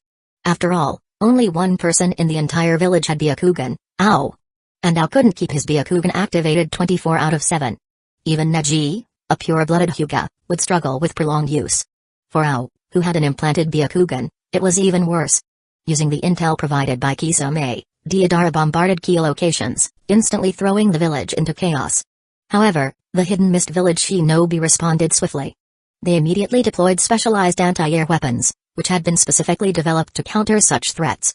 Under Ao's Byakugan-assisted command, they launched a fierce counterattack. Moreover, at Ao's direction, they continuously changed positions, making it impossible for Deidara to pinpoint targets for precise bombing. Frustrated, Deidara lost patience and resorted to his ultimate move, C3, 18th variant. A winged, water drop-shaped clay construct fell from the sky, rapidly expanding to the size of a house. Not good. With his Byakugan, Ao immediately saw the immense chakra contained within the clay bomb. Compared to the previous explosives, this one could wipe out at least half of Hidden Mist Village. At this point, Hidden Mist Village had no intelligence on Deidara's weaknesses. Ao had only 2 options: 1. Stop the bomb from reaching the ground. 2. Reduce the explosion's impact. Acting swiftly, Ao ordered the water and earth-style users to erect multiple defensive barriers, while instructing the few wind and lightning-style users to attack it mid-air. He didn't care if attacking it early might trigger an explosion. An early detonation would still be less devastating than allowing the enemy to detonate it at the optimal location. And who knows? Maybe cutting through it with wind or lightning style could weaken the blast. There was no time for hesitation, only action. As everyone watched anxiously, the C3 bomb, now torn apart by wind and lightning style, shattered midair before reaching the barriers below. And then... nothing. Huh? Deidara frowned. He attempted to trigger the explosion. But nothing happened. Che, there's a lightning-style user among them. From above, Ao's Byakugan had clearly observed Deidara's attempt to detonate the bomb. His chakra flow matched the previous detonations, and he even showed visible frustration. So it really didn't explode. Was it because the bomb had been damaged beforehand, or was there another reason? Recalling Deidara's hand seals, Ao noticed that they were all Earth-style seals. Could it be that lightning-style counteracts Earth-style explosives? To be sure, Ao needed to confirm this hypothesis. Meanwhile, Deidara, now aware of Ao's presence, decided on his next move. That guy looks like the commander, doesn't he? Deidara circled above Hidden Mist Village, dodging incoming projectiles while creating dozens of peculiar, round clay figures. These figures bore a striking resemblance to Baymax from Big Hero 6, large, clumsy, and slow-moving. He dropped C2 level Baymaxes all across the battlefield. However, he intentionally designed them to descend slowly, giving Hidden Mist Village's ninja ample time to react. Ao immediately scanned them with his Byakugan and estimated their power. They might not be as devastating as the previous bomb, but they were still highly destructive. Destroy them with lightning style before they explode. Ao ordered. Understood. The lightning style users rushed toward the falling clay figures, aiming to neutralize them midair. Ao's calculations suggested they would just barely make it in time, so he exhaled in relief. But something felt wrong. Wait. Why is he making it so easy for us to destroy them? At that moment, Deidara smirked. Hook, line, and sinker. Now, try my new piece, created in honor of Sasori, C4, Kurora. A new clay construct dropped rapidly, transforming midair into a red-haired youth wearing Akatsuki's cloak, the Red Sand Beauty, Sasori. The ninja nearest to Ao immediately shifted their focus to him, gripping their weapons. That's the enemy's true form? He actually abandoned his aerial advantage to fight us on the ground?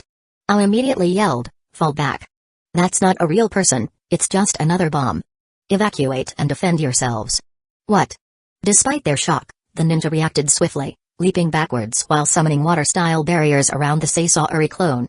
At that moment, Sasori opened his mouth. His head spun 360 degrees, releasing hundreds of tiny clay needles. The water-style barriers blocked the needles, but the ensuing explosions shattered the barriers completely. Ao frowned. Not a direct explosion, but an explosive projectile attack instead? What's the purpose of this move? Deidara spoke aloud as if Sasori were still alive beside him. It's to honor you, Sasori. You were the only one in Akatsuki who truly understood art. Then, Sasori shone brilliantly, engulfing a 50-meter radius in light. Damn it. Ao and his men barely had time to raise their arms to shield themselves. But as the light faded, there was nothing left where Sasori had been. And then, every ninja within the affected area disintegrated into dust, scattering like paper shreds in the wind. Chapter 290. Kisame Lord Ao. The distant Hidden Mist Village shinobi were horrified by the strange scene before them. They had no idea what had just happened. C4, Karura was a technique Deidara had long suppressed within Akatsuki, a piece of art he had developed to honor Sasori. The technique involved creating a life-sized clay replica of Sasori, which, upon initial detonation, released a shockwave not meant to deal significant damage but rather to scatter his true killing move. Microscopic clay spiders, invisible to the naked eye, disperse across a set radius. These clay spiders were comparable in size to human cells and would infiltrate the target's body. Upon detonation, they would obliterate the target from the cellular level, making the attack virtually impossible to defend against. The earlier wave of large, floating Baymax bombs had merely been a decoy, meant to distract the lightning-style users and prevent them from interfering with the C4 explosion. There was even a larger-scale version of C4, which would have covered an even wider range, but Deidara refrained from using it. If he accidentally turned the Six Tails Jinchuriki into ash, the mission would be a failure. Watching the devastating effects of his C4, Deidara was pleased and addressed the remaining shinobi below. Now then, would you be so kind as to hand over the Six Tails Jinchuriki? His answer? A barrage of shuriken, kunai, and long-range jutsu. The remaining shinobi, fueled by rage and grief, launched a frantic counterattack, yelling, "Don't be ridiculous." Deidara dodged the attacks, casually tossing more clay bombs as he laughed. Guess that's a no, huh? He then muttered to himself, that shark-faced bastard should be making his move by now. At this moment, Utakata, the Six Tails Jinchuriki, and his student and lover Hotaru were being guarded by a squad of Anbu inside their home. No matter how chaotic the outside world became, they remained inside. Ao had explicitly ordered that under no circumstances should Utakata be allowed to fight unless it was absolutely necessary. And since Ao's death had not yet been reported, they continued following orders. However, just because they stayed inside didn't mean trouble wouldn't come knocking. With most of Hidden Mist Village's forces occupied by Deidara's bombardment, Kisame had successfully infiltrated the village and located Utakata's residence. Who's there? A hidden Anbu sentry immediately sounded the alarm from the rooftop. Kisame didn't even glance at him. He simply swung his massive bandaged blade, Seimata, in a single, effortless arc, crash. The wooden wall shattered instantly, leaving a gaping hole large enough for two people to pass through. In an instant, 4 Anbu leapt down, forming a defensive encirclement around Kisame. But Kisame paid them no mind. His small, beady eyes peered through the hole in the wall, locking onto the two figures inside. 1. A young woman with long, pale yellow hair, appearing frail, clearly not the target. 2. A man with a relaxed, lazy aura, holding a pipe, matching the description of Utakata. 3. 2 additional Anbu, gripping their swords tightly, standing protectively before the two. The Anbu squad leader recognized him instantly, Hoshigaki Kisame. Kisame grinned. "Oh? Someone still remembers me." He raised Seimata, pointing directly at Utakata. "That guy's my target. If you value your lives, I suggest you step aside." Kisame's words were not a bluff, nor were they merely cruel arrogance. He had slaughtered too many of his former comrades in Hidden Mist Village. During his time in the Hidden Mist's Hunter Ninja Corps, he had been ordered to eliminate countless fellow shinobi to prevent them from falling into enemy hands. At first, Kisame followed orders without hesitation. But as time passed, the constant slaughter of his own allies began to weigh on him. Was this really the right way? He was killing his comrades to protect Hidden Mist Village's secrets. But wasn't protecting Hidden Mist Village supposed to mean protecting his comrades? What did it mean? To kill one's comrades to protect them? Kisame couldn't wrap his head around it.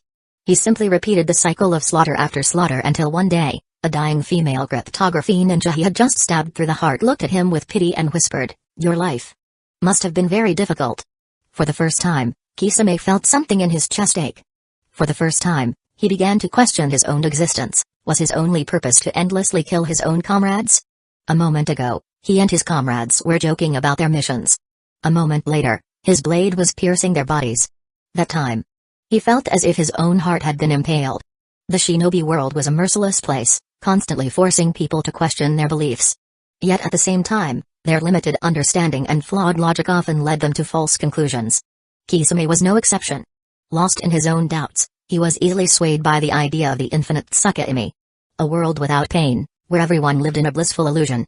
Perhaps, to Kisame, even a false paradise was better than the nightmare of reality. And so, he devoted himself to that illusory goal, working tirelessly for Akatsuki. He was standing before his former village, preparing to capture Utakata. But even now, Kisame did not wish to kill them. Despite no longer being their comrade, he didn't want to take their lives.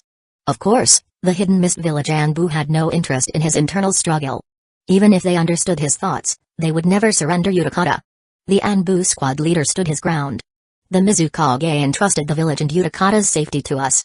Now the village is in ruins. And we'll lay down our lives before letting you leave." Kisame sighed. "Then I guess there's no helping it." He knew his mission's importance. No matter what, he had to complete it. The Anbu didn't hesitate. A barrage of kunai, shuriken, and senbon was sent flying toward Kisame. But Kisame simply swung Seimata, the massive sword acting like a shield, effortlessly knocking all the projectiles away. Then, he stepped forward, bringing Seimata down upon Anbu Alpha. Clang! Anbu Alpha managed to block it with his blade, but he was visibly struggling. Then, Seimata's bandages unraveled, revealing rows of jagged scales, which suddenly dug into Anbu Alpha's shoulder. His chakra was being drained, and in the next moment, Seimata ripped off a chunk of his flesh. The Anbu squad leader shouted. "Seimata absorbs chakra. Don't let it touch you." The battle had begun. Chapter 291. Utakata's transformation. Clang. Clang. Clang. The Anbu squad leader's blade clashed against Kisame's Seimata, while the other three Anbu exchanged blows with Kisame's water clones. "Fall back." Utakata's voice rang out, and the four Anbu immediately retreated. At that moment, Kisame noticed that dozens of floating bubbles surrounded him. He didn't know their exact purpose, but his instincts told him they were trouble. Without hesitation, he swung Seimata in a wide arc, attempting to clear them away. Water style, bubble jutsu. Utakata snapped his fingers, and all the floating bubbles detonated simultaneously, each one packing the force of an explosive tag. Nagato's legs were crippled because of them. In a confined space like this, the detonation of dozens of explosive tags created an overwhelming blast force. The Anbu and Utakata watched intently as the flames erupted. The already weakened wall of Utakata's home, which had been damaged by Kisame's earlier attack, finally collapsed. The only reason the house hadn't completely caved in was because of the supporting pillars, though who knew how long they would last? "Did it work?" one of the Anbu cautiously asked. As the smoke cleared, a large sphere of water came into view. Inside the water prison, Kisame stood completely unharmed. He used the water prison jutsu on himself. To defend against the explosion? The squad leader was shocked. Within the water bubble, Kisame grinned, revealing his sharp teeth. "This commotion is bound to attract reinforcements. Can't waste any more time, let's make this a real brawl." Kisame swiftly performed several hand seals. Water style, exploding water colliding wave. He took a deep breath, then vomited out an ocean. A colossal tidal wave surged forward, crashing toward Utakata and the Anbu. The sheer volume of water was absurd. A massive tsunami rose out of nowhere, completely submerging the battlefield in an instant. Utakata and the Anbu burst through the roof, landing on the rooftops of a neighboring street to avoid being swallowed by the flood. Below them, Utakata's home was completely obliterated. The previously injured Anbu, who had been left behind inside, was nowhere to be found. Is this really a jutsu a human can perform? Hotaru, who had been proud of her water-style skills, was left utterly stunned. The squad leader responded in a grave tone. Kisame is known as the monster of the hidden mist for a reason. When it comes to water style, only the Mizukage might be stronger than him. Hotaru gulped, her nerves tightening. She glanced at the ruins of Utakata's home, feeling a pang of sadness. That house had been filled with memories of her and her master. And now it was gone. Stay focused, Hotaru. Utakata snapped, bringing her back to reality. He blew out another string of bubbles toward Kisame. Kisame rides the tidal wave Humphrey. Riding atop the massive wave, Kisame closed in rapidly. Recognizing the attack, he swiftly performed hand seals, water style, water shark bullet jutsu. A massive water shark formed beneath Kisame, engulfing him completely before launching forward. It devoured Utakata's explosive bubbles as it sped toward him. Water style, water formation wall. Utakata, the squad leader, and Hotaru simultaneously raised 3 layers of water barriers. The water shark bullet collided violently against them. The first 2 walls broke apart instantly. The third held for a moment, just long enough for Kisame to burst through, swinging Seimata directly at Utakata. The squad leader barely managed to intercept, raising his sword in defense. Utakata, meanwhile, drew his pipe, a special metal weapon, reinforced to be as tough as a kunai. But compared to Seimata, it looked small and fragile. Master, watch out. Hotaru threw herself forward, shoving Utakata aside. Smash. Seimata slammed into her stomach, sending her flying. She skipped across the water's surface like a stone, before crashing through a building. She didn't move. Hotaru. Utakata let out a furious roar. Suddenly, red chakra erupted from his body, forming 6 tails behind him. The chakra quickly materialized, solidifying into a beast-like form. Ra-ah! Utakata was not a perfect Jinchuriki. He couldn't fully control this transformation. But his rage fueled his desire to kill Kisame. With his newfound speed and strength, Utakata lunged forward. His chakra-coated fist smashed into Kisame's chest. Boom. Kisame was sent flying, smashing through a building, before crashing into another. He coughed up blood. His ribs were broken. TCH. Tailed beast transformations really are a pain. Seimata reacted immediately, wrapping around his wrist. It transferred the chakra it had stolen from Hotaru and the injured Anbu, healing Kisame's wounds. But it wasn't enough. Kisame was still injured, and Seimata was exhausted. The sword stuck out its tongue as if whining, I'm empty. No more chakra. Don't worry.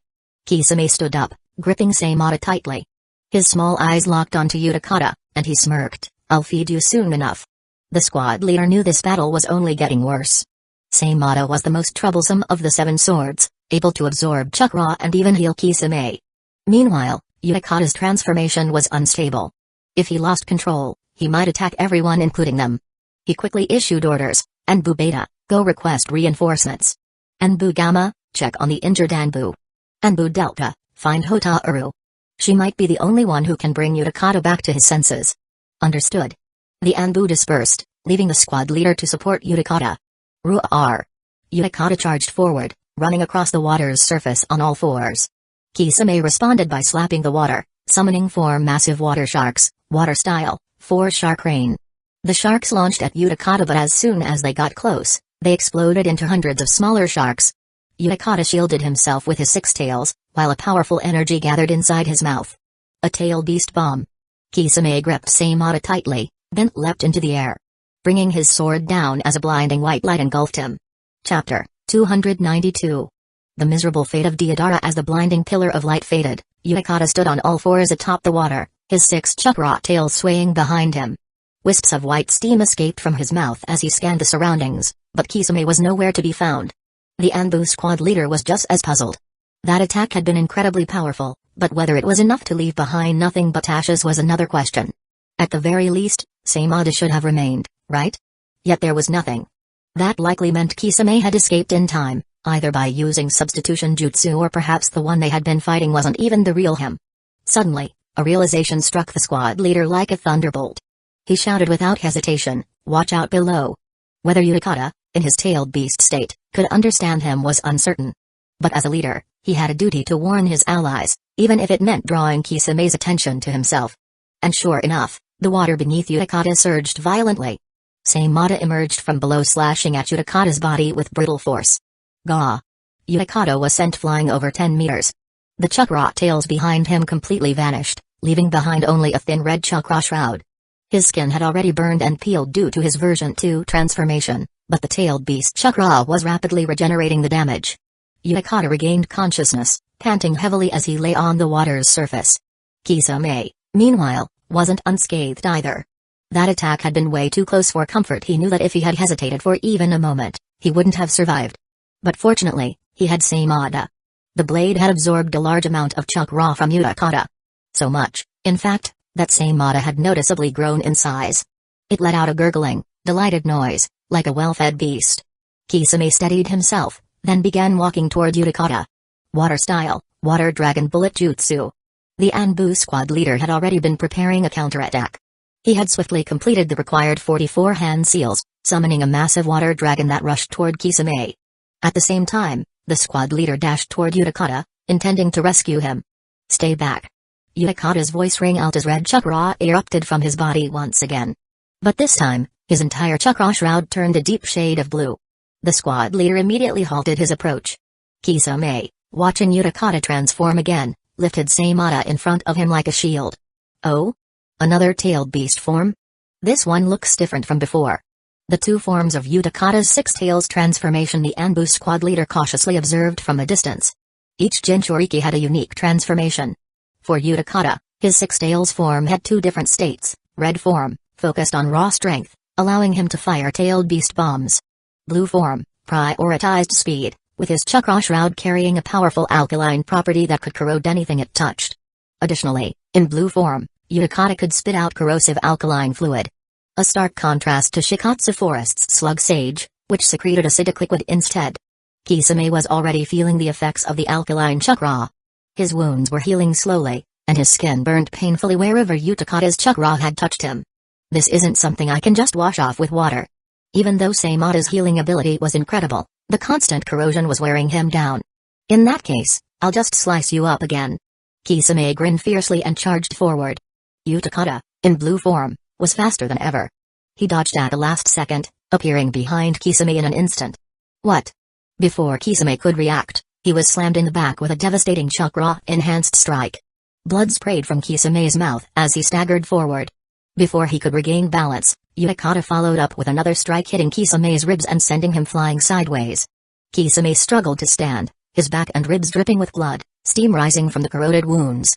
That felt like strong alkali. For the first time in years, Kisame felt genuine pain. That bastard is fast and his chakra is corrosive on top of that? What a pain. But Kisame was a veteran warrior. He knew that, despite the pain, he had one undeniable advantage. His resilience. If my wounds keep reopening, then I'll just keep healing. He lunged at Utakata again. This time, Seimata was ready. As Utakata closed in, he unleashed another burst of corrosive fluid from his mouth. Kisame raised Seimata to block it. Seimata howled in pain as its flesh began melting. Kisame ignored the sword suffering and powered through. With one swift motion, he grabbed Utakata's wrist, even as his hand sizzled and burned. Kisame held on tightly. Gotcha. With his other hand, he swung Seimata downwards.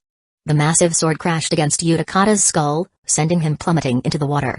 Seimata drank deeply from Utakata's chakra, but this time, it suddenly started writhing and squirming.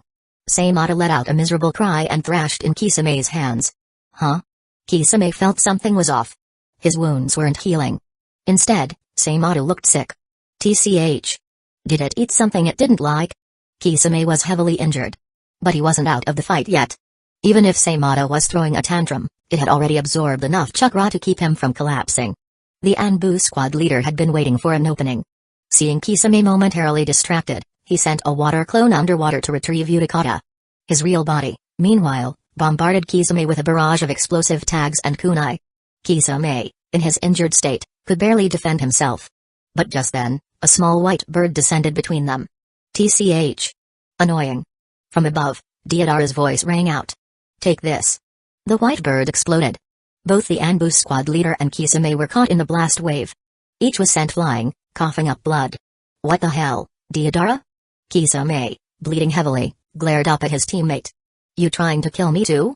Deidara grumbled irritably as he descended. Humphrey. If you weren't so damn slow, I wouldn't be in this mess. Kisame finally got a good look at him. Deidara's newly reattached arm was gone again and his entire body was covered in scorch marks. Wow. You look terrible. Deidara exploded in rage. You have no right to judge me, you damn shark. Chapter 293. End of battle. Deidara looked at the bird beneath his feet with distaste. To others, it might have appeared lifelike, but to him, it was riddled with imperfections far from artistic. It was all Kisame's fault for failing to restrain the six tails, leading to his misfortune. Maybe he should just use this defective piece to blow that shark-faced bastard to smithereens. A mischievous smirk slowly crept onto Deidara's face. As the mist ninja closed in, Kisame ignored Deidara's complaints and simply grinned. Looks like it's about time we retreat. Huh? But we haven't captured the six tails yet, Deidara retorted. Kisame gestured toward the squad captain, who was retreating with the unconscious Utakata. Doesn't look like it'll be easy to take them. Besides, with all the chakra we've gathered, it's enough. Glancing at Samada, who was showing signs of indigestion, Deidara understood the situation. He quickly crafted a new, larger clay bird for Kisame to board. As Kisame stepped onto it, he smirked. You're not planning to blow this one up while I'm on it, are you? Believe it or not, I just might, you bastard. Deidara roared before jumping onto the bird himself. If Kisame weren't so injured, he would have made him swim back instead. The two of them ascended into the sky, soaring away. Meanwhile, the defective clay bird dove downward, detonating before the Mist Ninja's lightning-style attacks could reach it. However, it had been too far from the group, effectively nothing more than a glorified firework. Defective products really aren't worth trusting. Deidara clicked his tongue in dissatisfaction. He then turned to Kisame, eyeing him suspiciously. Those guys didn't seem too tough. Hey, don't tell me you hesitated because they used to be your comrades? Who knows? Kisame glanced back at the battlefield before quietly reclining on the bird's back. Someone like me, whose hands are drenched in the blood of his comrades, probably won't have a good end.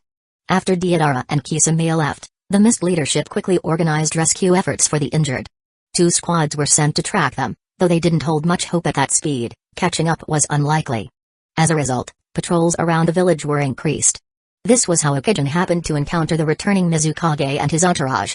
Upon hearing Akijin's account of the attack, the expressions of those present darkened. The fact that just 2 individuals had dared to attack the village filled them with both fury at their audacity and relief that it hadn't been Pain himself.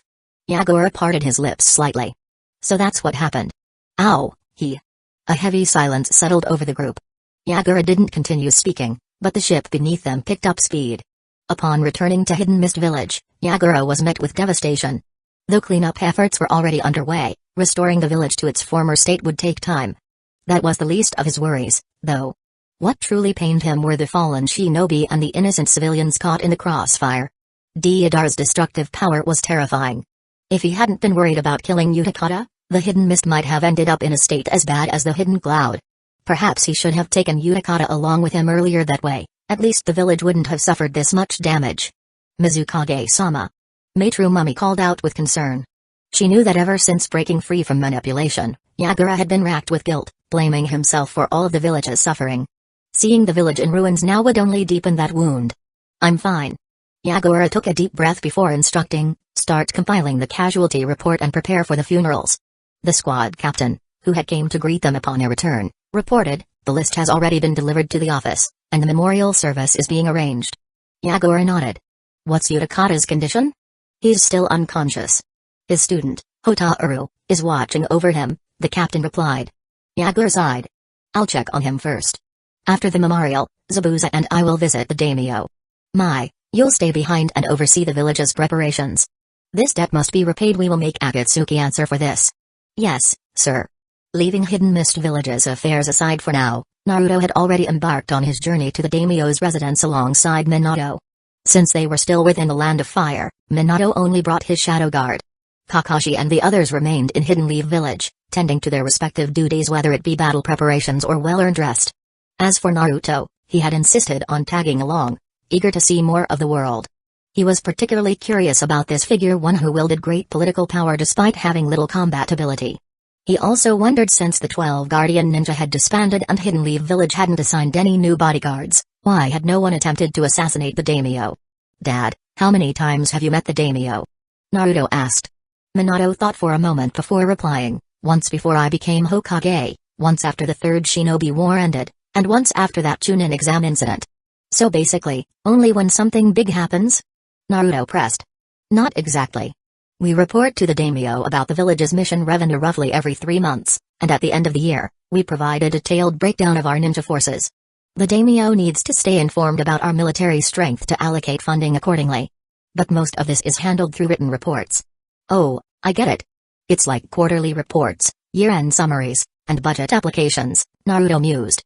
That's one way to put it. Minato chuckled. I like those terms, let's call them that from now on. Naruto felt like his dad was focusing on the wrong part of the conversation. He tried again, so what kind of person is the daimyo? That's hard to say.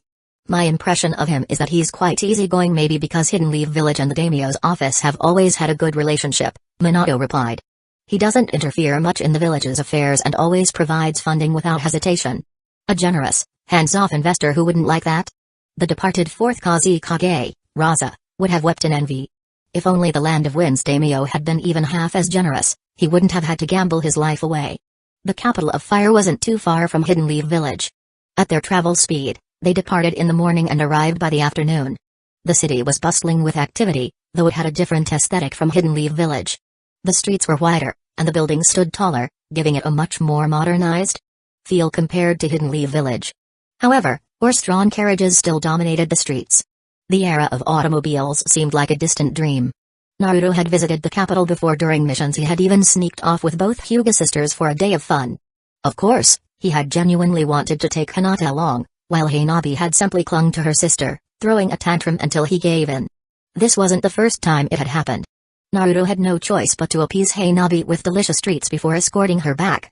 He wasn't sure if it was because both he and Hinata had spoiled her too much, but lately, the little girl had grown increasingly gluttonous. Whenever she saw Naruto, she practically drooled, treating him like her personal food supplier. Chapter 294. Someone has to try. Fortunately, Hanabi had always maintained her taijutsu training, so she hadn't gained weight despite her love for food. Only after sending Hanabi off could Naruto and Hinata properly enjoy their date. And on their way back, Naruto never forgot to bring some snacks for Choji. If there were a favorability system, Choji's score might have been higher than Hinata's by now. Since he had been to the capital many times, Naruto was familiar with the area, especially the food and shopping streets. However, he had never visited the daimyo's residence before. Under Minato's lead, the group arrived at the entrance of the daimyo's estate. The guards, after verifying their identities, went inside to report. After a short wait, they returned and guided Naruto and the others inside. From the outside, the daimyo's estate looked even more grandiose than the Uchiha and Hyuga compounds. Inside, the lavish decorations screamed of wealth and extravagance. Unlike the Hokage, who had separate living quarters and an office, the daimyo had an entire building designated as his office, while his residential area was located beyond artificial hills and a man-made lake. Following the guards, they arrived outside the meeting room. A guard knocked loudly and announced, "My lord, the Hokage has arrived." A slow, deliberate voice responded from within, "Enter." The guards opened the door, allowing Minato to step inside. Only Naruto and Shisui followed him, while the rest of the entourage was led to a waiting area. Inside the meeting room, in addition to the daimyo, 4 high-ranking ministers were present. It was unclear whether they had been in the middle of a meeting or had gathered specifically for Minato's arrival. "Lord Daimyo." Minato removed his Hokage hat and held it to his chest as a gesture of respect. "Ah, Minato, it's been a while," the daimyo greeted warmly, seated at the head of the meeting table, smiling as he observed the Hokage. Naruto took the opportunity to scrutinize him. The daimyo of the Land of Fire appeared to be in his 50s, not too fat or thin, clean-shaven, and dressed in a style reminiscent of the previous era. He also wore an ornamental headpiece resembling a fan, adorned with flame patterns. It was likely a symbol of office, much like the Kage hats. As Minato had described, the daimyo exuded a friendly and approachable demeanor. Perhaps noticing Naruto's gaze, the daimyo turned to him and said, "This must be your son, right? He looks just like you. I've heard he became a jonin at a young age and has even inherited your yellow flash moniker. Quite remarkable." "Nice to meet you, Daimyo Ojizan," Naruto greeted politely, a bit surprised. He had assumed the daimyo would be more of a figurehead, yet he seemed well informed about his exploits. Shisui almost choked. "Daimyo Ojizan? Only Naruto could come up with such a casual address for the daimyo. Ho ho ho. The daimyo chuckled behind his folding fan. That's a fresh one. No one has ever called me that before. What an amusing child. Minato quickly stepped in to smooth things over. Apologies, Naruto is still young and somewhat lacking in refinement. The daimyo waved it off. That's what makes him interesting. Come, take a seat. After a bit of small talk, Naruto and Shizue sat alongside Minato, facing the four ministers. The daimyo snapped his fan shut and lightly tapped it against his palm. I've already heard about the 5 Kage summit. Have you reached a decision? Minato nodded solemnly. Yes. The Akatsuki seek to overthrow the entire shinobi world. The 5 Kage have decided to form an allied shinobi force to launch an assault on the Hidden Rain village and eliminate the Akatsuki. The samurai of the Land of Iron and the shinobi of the Hidden Waterfall village will also be joining us. The ministers immediately began murmuring among themselves. The daimyo asked, is the situation truly that dire? Minato replied gravely, yes. I'm sure you've heard about what happened to the Hidden Cloud.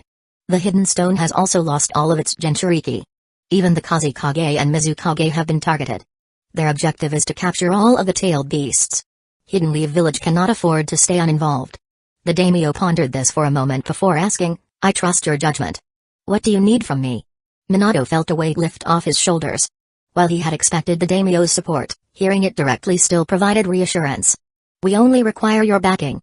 However, considering the worst-case scenario, the Akatsuki might attempt to use you as a hostage to force us into submission. For that reason, we request that you go into hiding before the war begins. They would go that far? The daimyo was visibly surprised.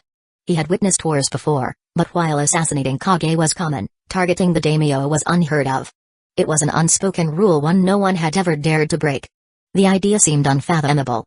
Minato confirmed, yes. These individuals no longer care about the established order of this world. The daimyo's expression darkened. He slammed his fan onto the table. Understood. I'll cooperate with your plan. Whatever funds you need, just ask. Those lunatics cannot be allowed to run rampant. In previous shinobi wars, the daimyo had simply acted as a financial backer, much like placing a bet on an outcome. If his side won, he reaped benefits. If they lost, it wasn't a major issue. The Land of Fire was wealthy enough that he didn't mind. Hidden Leaf Village had never lost, even when outnumbered. But this was different. These maniacs wanted to involve him personally. That was unacceptable. Just imagining shinobi using their absurdly versatile jutsu to sneak into his palace and abduct him made the daimyo uneasy. Why would they target someone as harmless as me? Resolving himself, he declared, as the daimyo of the Land of Fire, I formally approve Hidden Leaf Village's alliance with the other shinobi villages to form the allied shinobi forces and wage war against the Akatsuki. Then, he turned to his ministers and commanded, you are to fully support the Hokage's efforts. Yes, sir. The ministers responded in unison. The daimyo's safety was at stake, so they took the matter very seriously. Minato then added, there's one more thing I'd like to ask for your assistance with. The daimyo replied, go ahead. Minato proceeded to explain his vision. If the shinobi world truly sought peace, it wasn't just up to the Kage. Cooperation between the 5 great daimyo was just as important. He hoped that during their time in hiding, the daimyo would take the opportunity to discuss matters with his counterparts. As Minato spoke, the daimyo's expression gradually became more solemn. After a long pause, he exhaled deeply and murmured, peace, huh? Even your first Hokage, Hashirama Senju, failed to achieve that. Do you really think you can do better than him? Minato didn't claim he would become the greatest Hokage or make grandiose declarations. Instead, he simply smiled with quiet confidence. Someone has to try. I can't guarantee the outcome, but if I don't strive to surpass those before me, then what was the point of the first Hokage entrusting the village to us? Chapter 295. Not artistic at all. As Naruto followed Minato out of the daimyo's estate, he couldn't help but marvel at how cool his father had just been. He had seen the admiration practically overflowing from Shizue's eyes. Shiranui Gemma, Yuja Yuzuki, and Hidden Stone's Villachi Tatami were assigned to stay behind as the daimyo's personal guards. All 3 were highly capable shinobi and proficient in the Flying Thunder God Jutsu, meaning they could evacuate the daimyo immediately if necessary. Naruto could have done the job himself, but there were plenty of things only he could do. He couldn't be responsible for everything. Back in the meeting room, the daimyo leisurely fanned himself again. One of the ministers asked, Lord Daimyo, do you really believe the 4th Hokage can accomplish what even the 1st Hokage could not? Who knows? The daimyo chuckled. But he did remind me of a dream I once had when I first inherited this position. Your dream? Yes. Back then, I also wanted to surpass my predecessors and achieve something greater, the daimyo reminisced with a touch of nostalgia. But as the years passed, I nearly forgot about it. The ministers fell silent, reflecting on their own aspirations. Had they, too, once dreamed of something more? Meanwhile, the other Kage were also meeting with their respective daimyo. The daimyo of the Land of Lightning was the most decisive. Upon hearing the Raikage's request, he immediately approved it. As a ruler of a great nation, he valued maintaining their status among the 5 great shinobi countries. The coalition isn't a problem, but is the hidden cloud still strong enough to stand alongside the other villages? The daimyo questioned, his confidence in the village somewhat shaken. Our elite forces remain intact. We will not bring shame upon the Land of Lightning. The Raikage declared with absolute conviction. Then it's decided, the daimyo affirmed his support. The daimyo of the Land of Earth was also easy to persuade. He believed in Anoki's judgment, trusting that the Sushi Kage's decisions would ultimately benefit their nation.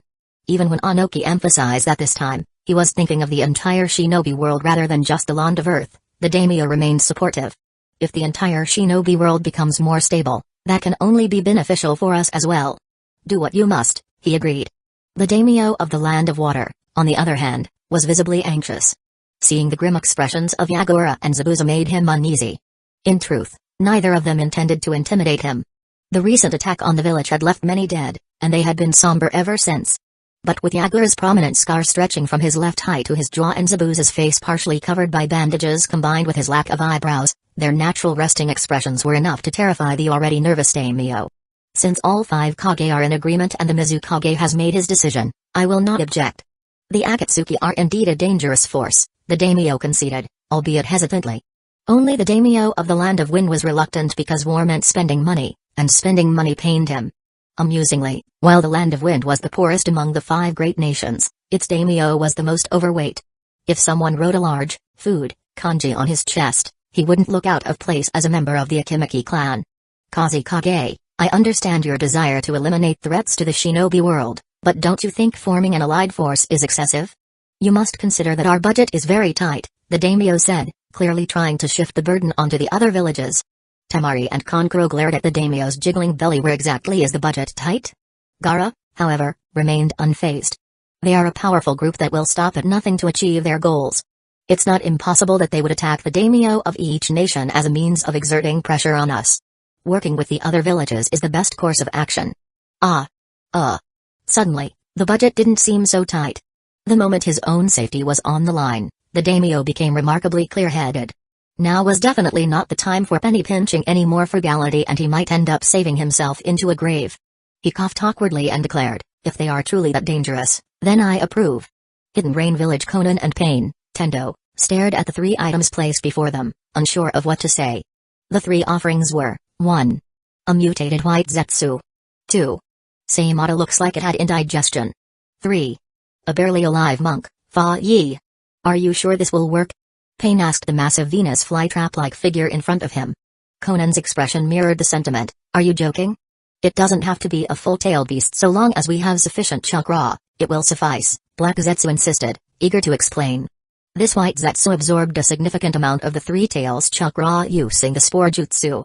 Seimata has taken in chakra from the 6 tails. And this monk, well, Fa Yi is impressive. He once single-handedly trapped both the 1 tail and 7 tails Jinchuriki and sealed away a large portion of their chakra. Stealing him away took considerable effort. He continued, as long as we have them absorbed into the demonic statue of the outer path. Hey, Kisame, don't look at me like that. If you don't want to part with Seimata, you can just transfer the chakra to White Zetsu instead. Kisame withdrew his murderous gaze. If it were truly necessary for the plan, he could part with Seimata, but the sword had been his companion for years. He had grown attached to it. Using White Zetsu as a substitute was preferable. After all, those things were disposable. Black Zetsu pressed further, we should at least try. The 5 great nations are already moving. We don't have much time left. After a moment of silence, Pain nodded. Very well. There wasn't much time left indeed. Pain summoned the demonic statue of the outer path. Seimata obediently transferred the 6 tails chakra to a sacrificial White Zetsu before gleefully hopping back to Kisame's side. Meanwhile, Deodara had successfully reattached a new arm. The stitches hadn't fully healed yet, but that didn't stop him from assisting with the sealing process. Since they weren't sealing full-tailed beasts this time, the process was much faster. The demonic statue of the outer path hungrily devoured the chakra, And Black Zetsu even tossed the white Zetsu and Fa Yi inside for good measure. The statue had 9 eyes, with one opening each time a tailed beast was sealed. Previously, the 2 tails, 4 tails, 5 tails, and 8 tails had been sealed, so 4 eyes had been opened. But after this sealing, the statue's eyes didn't fully open, they only half opened. Everyone turned to stare at Black Zetsu with suspicion. What kind of bizarre outcome was this? What is this? Their expressions practically screamed the question. Black Zetsu awkwardly cleared his throat. Maybe there wasn't enough chakra. But this should still be enough to awaken the demonic statue. All they needed now was the 9 tails. Then, everything would change. Though skeptical, the group had no choice but to go along with it. Deidara, however, found the half-open eyes utterly displeasing. He scowled and muttered, "They look like dead fish eyes. Not artistic at all." Chapter 296. Before the war, no one refuted Deidara's words. They all felt something was off about the half-closed eyes of the demonic statue of the outer path. Even Kisame began to doubt whether this kind of half-measured approach could really create the so-called beautiful world that had been promised. Would it be better if Seimata was sacrificed as well? Seimata's small tail and its hilt twitched anxiously. It had a bad feeling, as if someone was trying to set it up for disaster. At that moment, a white Zetsu emerged from the ground. Obi has successfully negotiated with Orochimaru. Kisame shifted his focus from Seimata. Oh? That guy actually dares to come back? Doesn't he think this might be a trap? Maybe the conditions Tobi offered were too tempting, Black Zetsu mused. From his understanding of human nature, someone like Orochimaru would ignore trivial concerns like pride or danger if it meant obtaining what he wanted. Even Black Zetsu was the same. If someone could help him rescue his mother, he wouldn't mind groveling if necessary. Pain asked, "What does he want?" White Zetsu answered, "At first, he wanted to study the Rinnegan, but Obi refused. He then changed his demand to your cells and information on the Rinnegan. Obi agreed on your behalf." "That guy's got some nerve," Kisame sneered, curious about how Pain would react. "Pain?" Conan called out in concern. She couldn't accept harming either Nagato's body or Yahiko's corpse just to extract some cells. "It's fine." Pain's voice was indifferent. "We'll give him partial information on the Rinnegan for now. The rest will have to wait until our plan succeeds." White Zetsu nodded and sank back underground to relay the message to Tobi. Pain then turned to Black Zetsu. "Keep a close eye on Hidden Leaf Village. We must capture the 9 tails before the allied shinobi forces are fully assembled." He paused before adding, "This time, everyone is going." "I understand," Black Zetsu replied, then hesitated. "However, since Orochimaru has agreed to cooperate, we do have an alternative plan for obtaining the 9 tails chakra." The rest of the group glanced at the demonic statue of the outer path before turning back to Black Zetsu with hostile expressions. Feeling the weight of their stares, Black Zetsu looked back at the statue and its 4 half-open eyes before sheepishly waving his hand. "Fine, fine. It's just a backup plan. We'll try capturing the real thing first." Orochimaru's latest hideout was in the Land of Bears, the small country where Hidden Star's village, the Hidden Star Village, was located. Ever since Hidden Star's village lost its once famous star, the shinobi world had largely forgotten about it, making it an ideal place for Orochimaru to lay low. Still, he hadn't expected to be found by his former organization so quickly.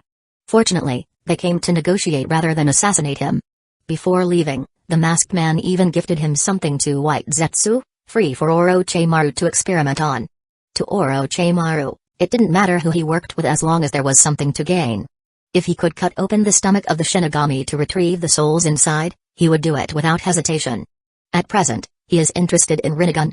He knew better than to openly provoke the Akatsuki, so his initial plan had been to wait out the organization, dig up the leader's corpse decades later, and study it then. But now, the opportunity had presented itself. Of course, there were risks. But if things went south, he could always die again. Not like that was a new experience for him. He, Orochimaru, was not afraid of death. Nearby, Giran hesitated before asking, "Orochimaru-sama, about what that man said regarding the Eye of the Moon plan." Hey. Orochimaru let out a disdainful chuckle, shoving the 2 white Zetsu into a specialized laboratory to prevent them from overhearing. Only an idiot would believe in such a thing. A world where everyone is trapped in an illusion? And they think that's a good idea? Orochimaru was only interested in studying reality. What was the point of joining them in an eternal dream? Giran felt a bit embarrassed. She had almost believed it. After all, a world without war or suffering sounded wonderful. But if Orochimaru-sama said it was nonsense, then it must be false. A small part of her was still disappointed, though. Enough about that. Prepare the lab. These two white Zetsu seem like valuable research specimens, Orochimaru instructed before suddenly remembering something. How is Jago? Giran replied, he's awake, but the same as always he becomes very depressed after each Berserk episode. Orochimaru nodded. Bring him to me later. His abilities will be useful for our next experiment. Yes, sir. Naruto had returned to the village, which had now fully transitioned into a wartime state. Most missions requiring shinobi to leave the village had been put on hold. Of course, halting so many missions at once led to some dissatisfaction, but no one dared to protest. Provoking a hidden village in war mode was suicidal. If someone got killed for causing trouble, no one would feel sorry for them. On matters like this, even civilians had the sense to stay out of it. That said, smaller domestic tasks still needed doing, so Geinin was assigned to them. As a result, daily life for Hidden Leaf Village's residents wasn't all that different from usual. In fact, with so many shinobi recalled to the village, businesses were thriving. Many old friends, usually too busy with missions, were taking advantage of the brief peace before the war to gather in groups. Couples who weren't on the same team were especially glued together. Popular places like Yakiniku, Sweet Chestnuts, and even Akiraku Ramen were constantly packed. Naruto also heard that the Yamanaka flower shop was doing exceptionally well lately. And how did he know? Because he went there to buy flowers.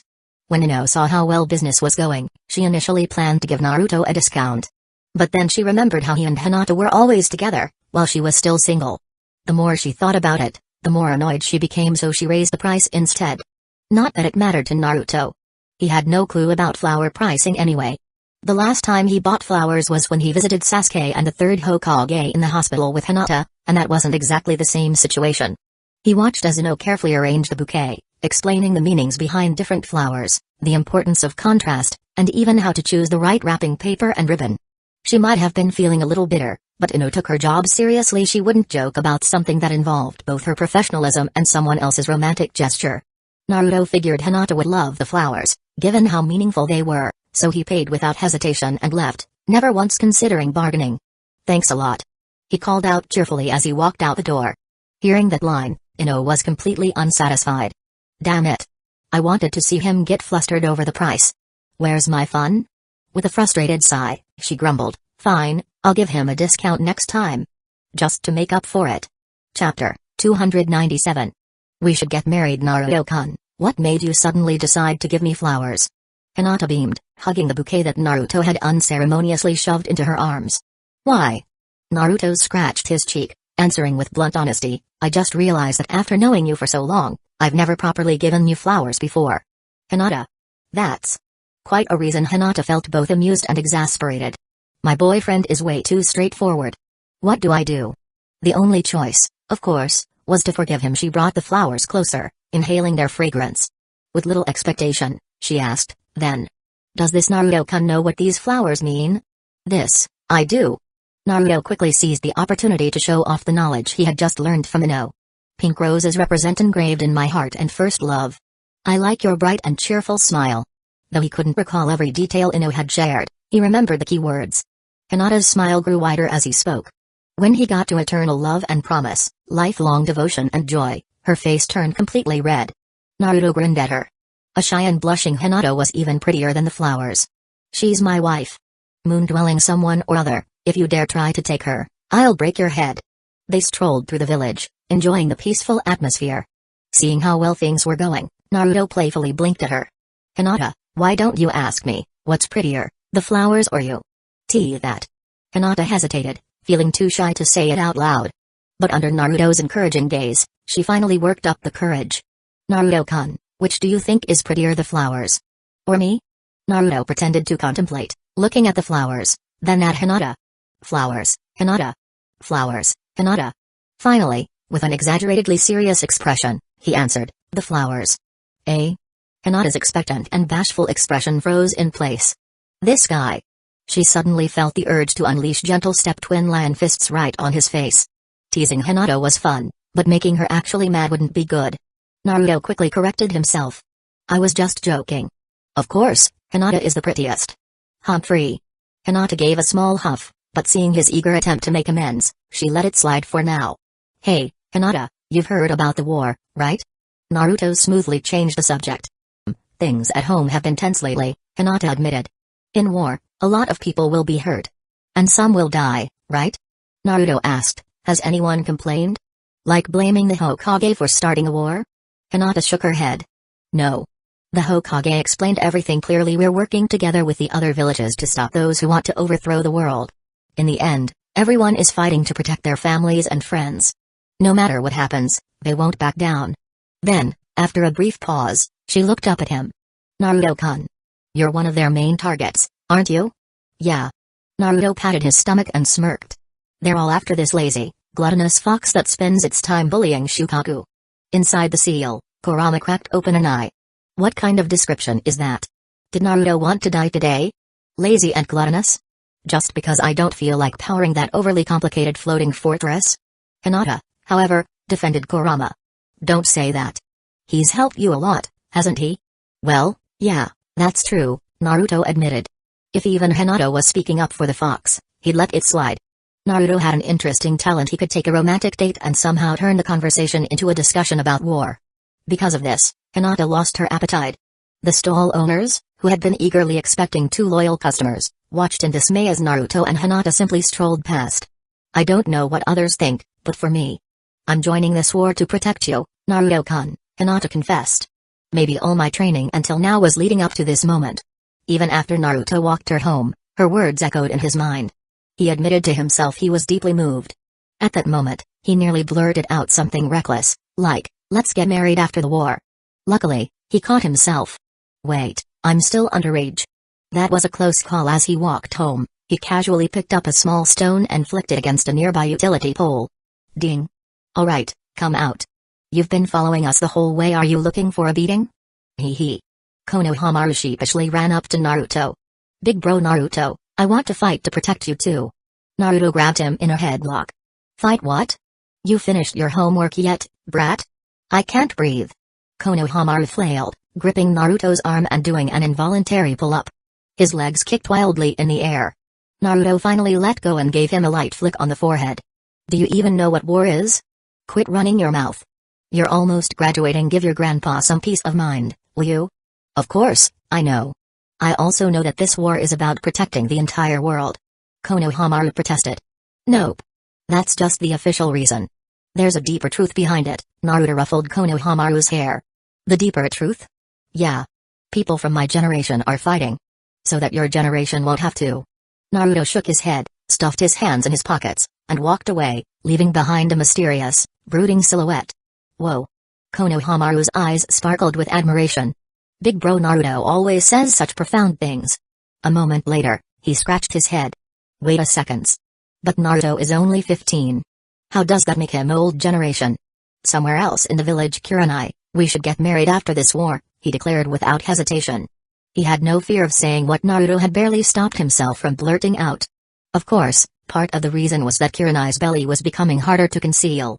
Last night, Asuma had endured a long, harsh scolding from Biweko Sarutobi. You got her pregnant early, and now you want to delay the wedding? Do you even plan to take responsibility? On top of that, Ino had been constantly nagging him about it.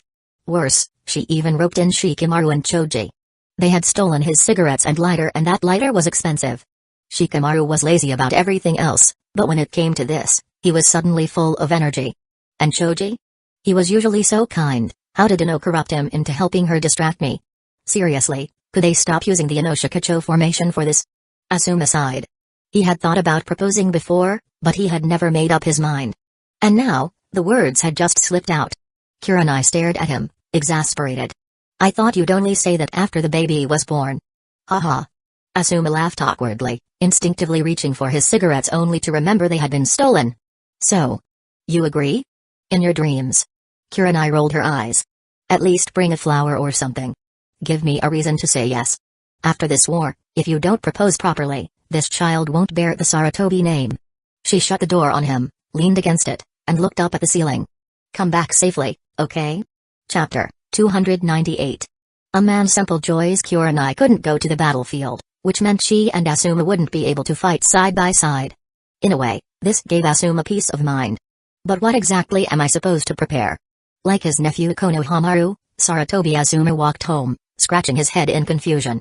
The Akimaki household, the previous generation of Inoshikacho, had gathered for drinks, and this time, Shikaku had brought Shikamaru along. The three older men were happily clinking cups, while Choji sat beside Choza, stuffing his face with food. Shikamaru, resting his chin in his hand, lazily picked at his plate. After taking a sip of his drink, Shikamaru glanced at Choji. Choji, this is your own house. You don't have to eat so fast, you know. A dining table is a battlefield. Choji mumbled through a mouthful of food.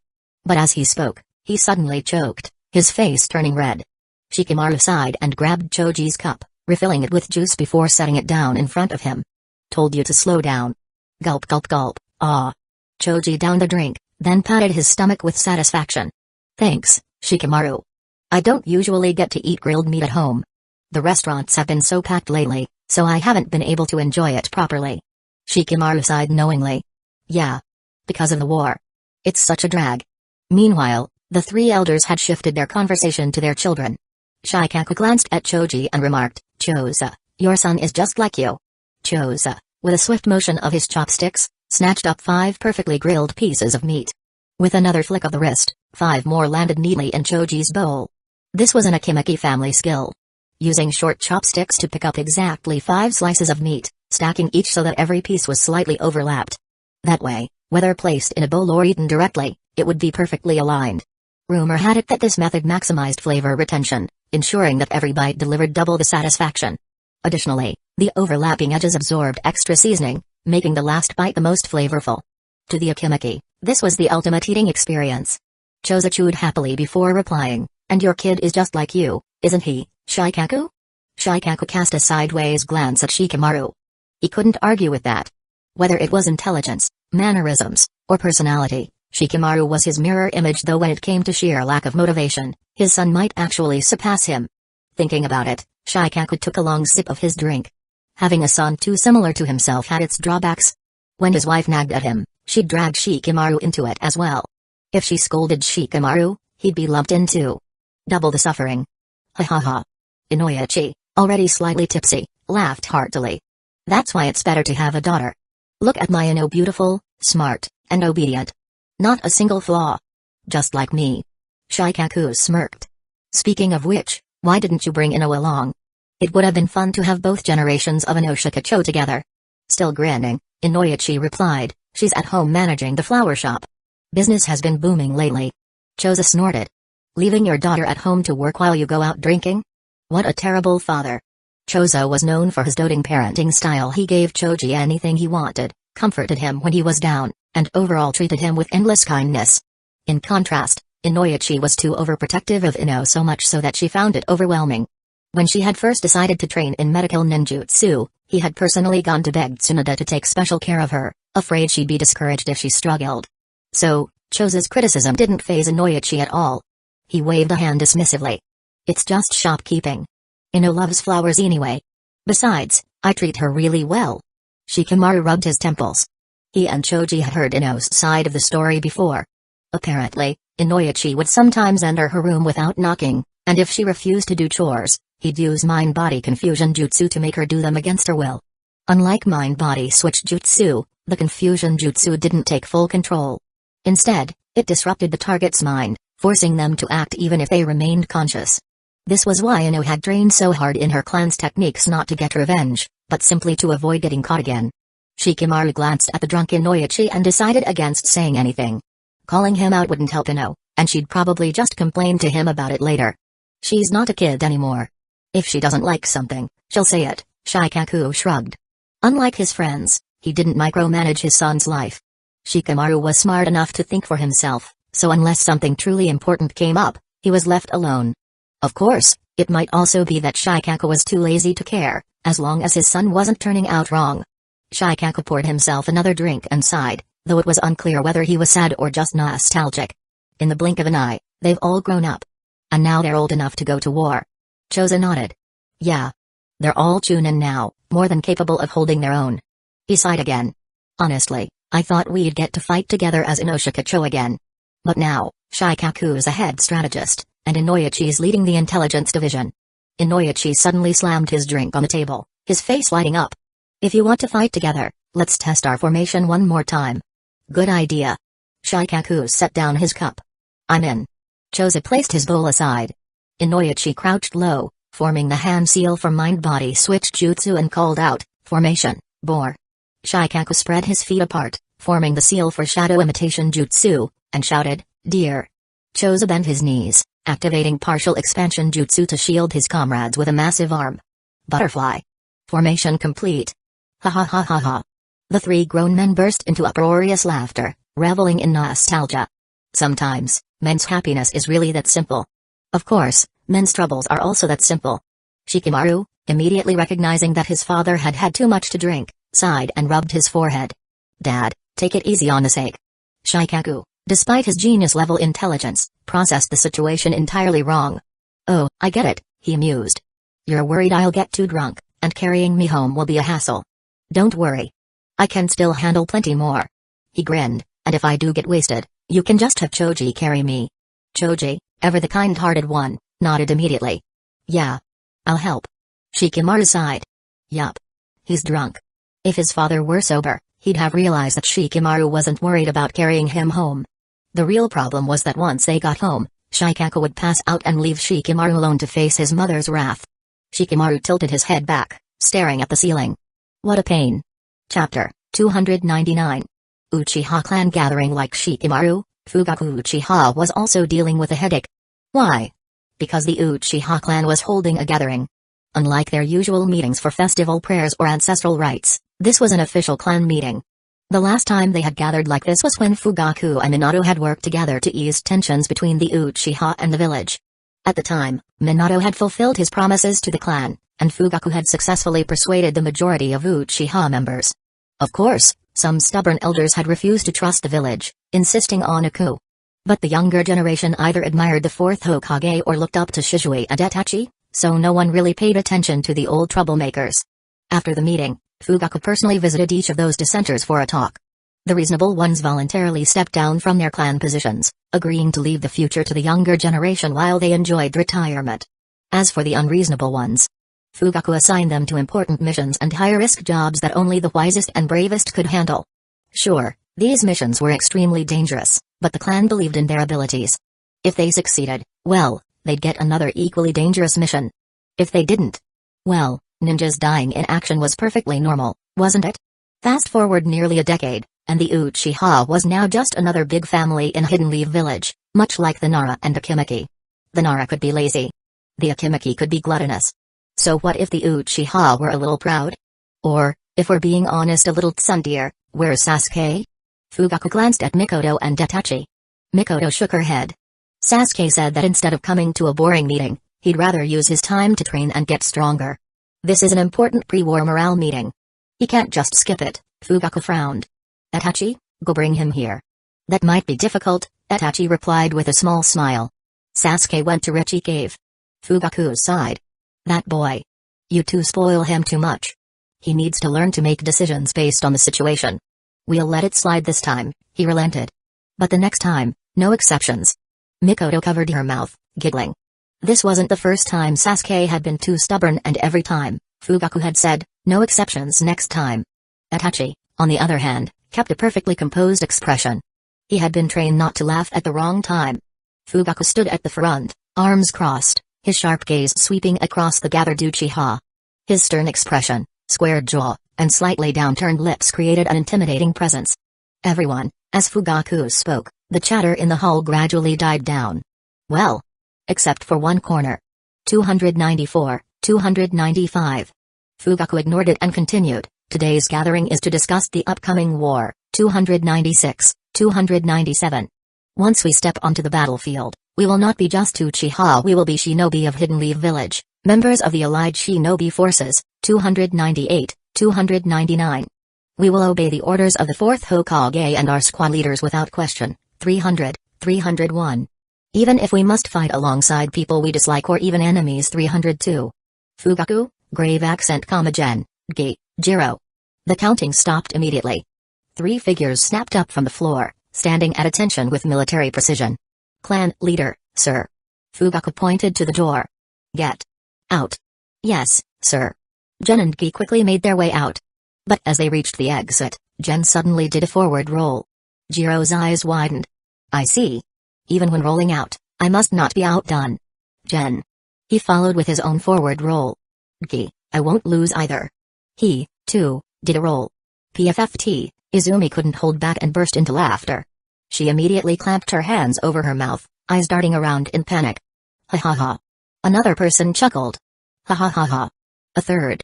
Then, a fourth. Like flipping a switch, the once serious meeting dissolved into chaos. Fugaku rubbed his temples. Where was I again? Damn it. I worked so hard to set the atmosphere, now I want to kill those 3 idiots. But in the end. Fugaku gave up. Forget it. Back in the past, this type of meeting would have been monitored by a certain retired Hokage and a certain retired Hokage advisor. Fugaku had always been very aware of this and extremely annoyed. But now, Minato wouldn't even think of spying on him. And even if he did, what was there to see? A bunch of morons rolling around and cracking jokes? Knock yourselves out. Meanwhile, outside the Uchiha meeting, Gen, Gi, and Gero weren't disappointed about being kicked out. Listening to a speech? Boring. Training with Might Gay? Now that was something that truly ignited their youth. Perhaps inspired by Fugaku's Get Out. They had an idea. After rolling out of the hall, they switched to backflips. Their new goal? Backflip around all of Hidden Leaf Village. As they continued flipping, they thought, Gay-sensei must be doing something even more youthful right now. Somewhere else. A youthful challenge. Might Gay declare, flashing a sparkling thumbs up at Kakashi? Alright. Kakashi lazily lifted a hand. No. Gay dramatically crossed his arms in an X. We cannot settle a pre-war rivalry with just rock paper scissors. Kakashi sighed. Then what do you want to compete in? Gay stroked his chin, deep in thought. What should we compete in? Kakashi exhaled and suggested, how about a race? The first 1 to 20 bookstore wins. Gay frowned. A race is fine, but... Why the bookstore?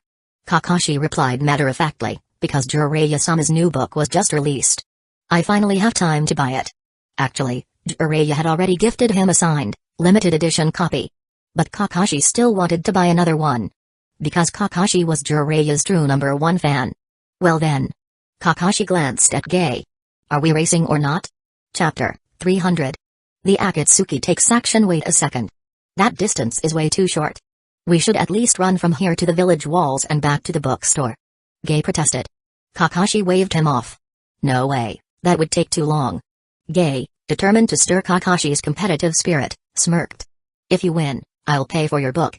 Alright, let's start. Kakashi agreed instantly.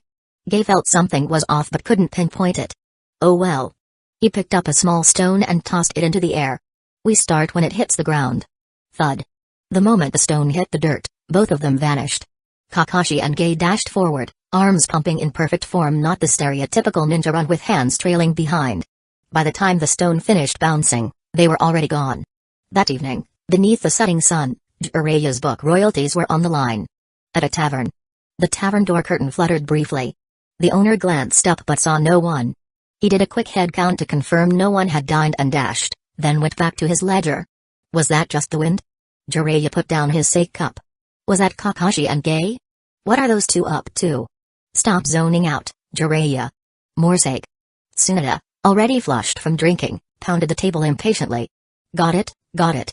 Geez, haven't you had enough? Jiraiya sighed, pouring her another cup. Shut up. Tsunade downed it in one gulp. She hated war. But she knew this one was unavoidable. So she dragged Jiraiya along to drink her frustrations away. Maybe, when she sobered up tomorrow, she'd have the courage to face everything. Jiraiya understood her well. That's why he let her do as she pleased. Though Tsunade was a drunkard, a gambler, and had a violent temper, he still knew she was a good person. He wasn't fond of war either. But this time, he felt a strange sense of anticipation.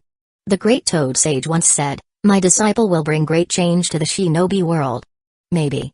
This war is the moment of that prophecy. Tsunade gave him a drunken glare. All you ever do is talk about prophecies. Instead of leaving everything to your students, why don't you try to change the world yourself? She took another sip and muttered, that Toad Sage too. Who knows if the future turns out a certain way because it was meant to be, or if it's just because you and Minato were dumb enough to chase after those words. Jiraiya blinked. Whoa. That actually made a lot of sense. Was she really drunk, or just pretending? She even dared to badmouth the great Toad Sage. Yeah, she must be truly wasted. Jiraiya let out a half-hearted laugh. You're not wrong. I've spent my whole life chasing a prophecy. not even knowing if I'll ever see the result. My serious novels never sell, the woman I love rejects me every time. I guess I really am an idiot, huh? PFFT. Tsunade scoffed. Who'd love a man who's never home? That'd make them an idiot too. Jiraiya smiled dryly. Yeah. Maybe a guy like me is destined to keep wandering without ever reaching a destination. Tsunade, now half asleep on the table, mumbled something. Who says there's no destination? But Jiraiya didn't catch it. He figured she was just mumbling nonsense in her drunken state. Shrugging, he finished his drink. Boss, check please.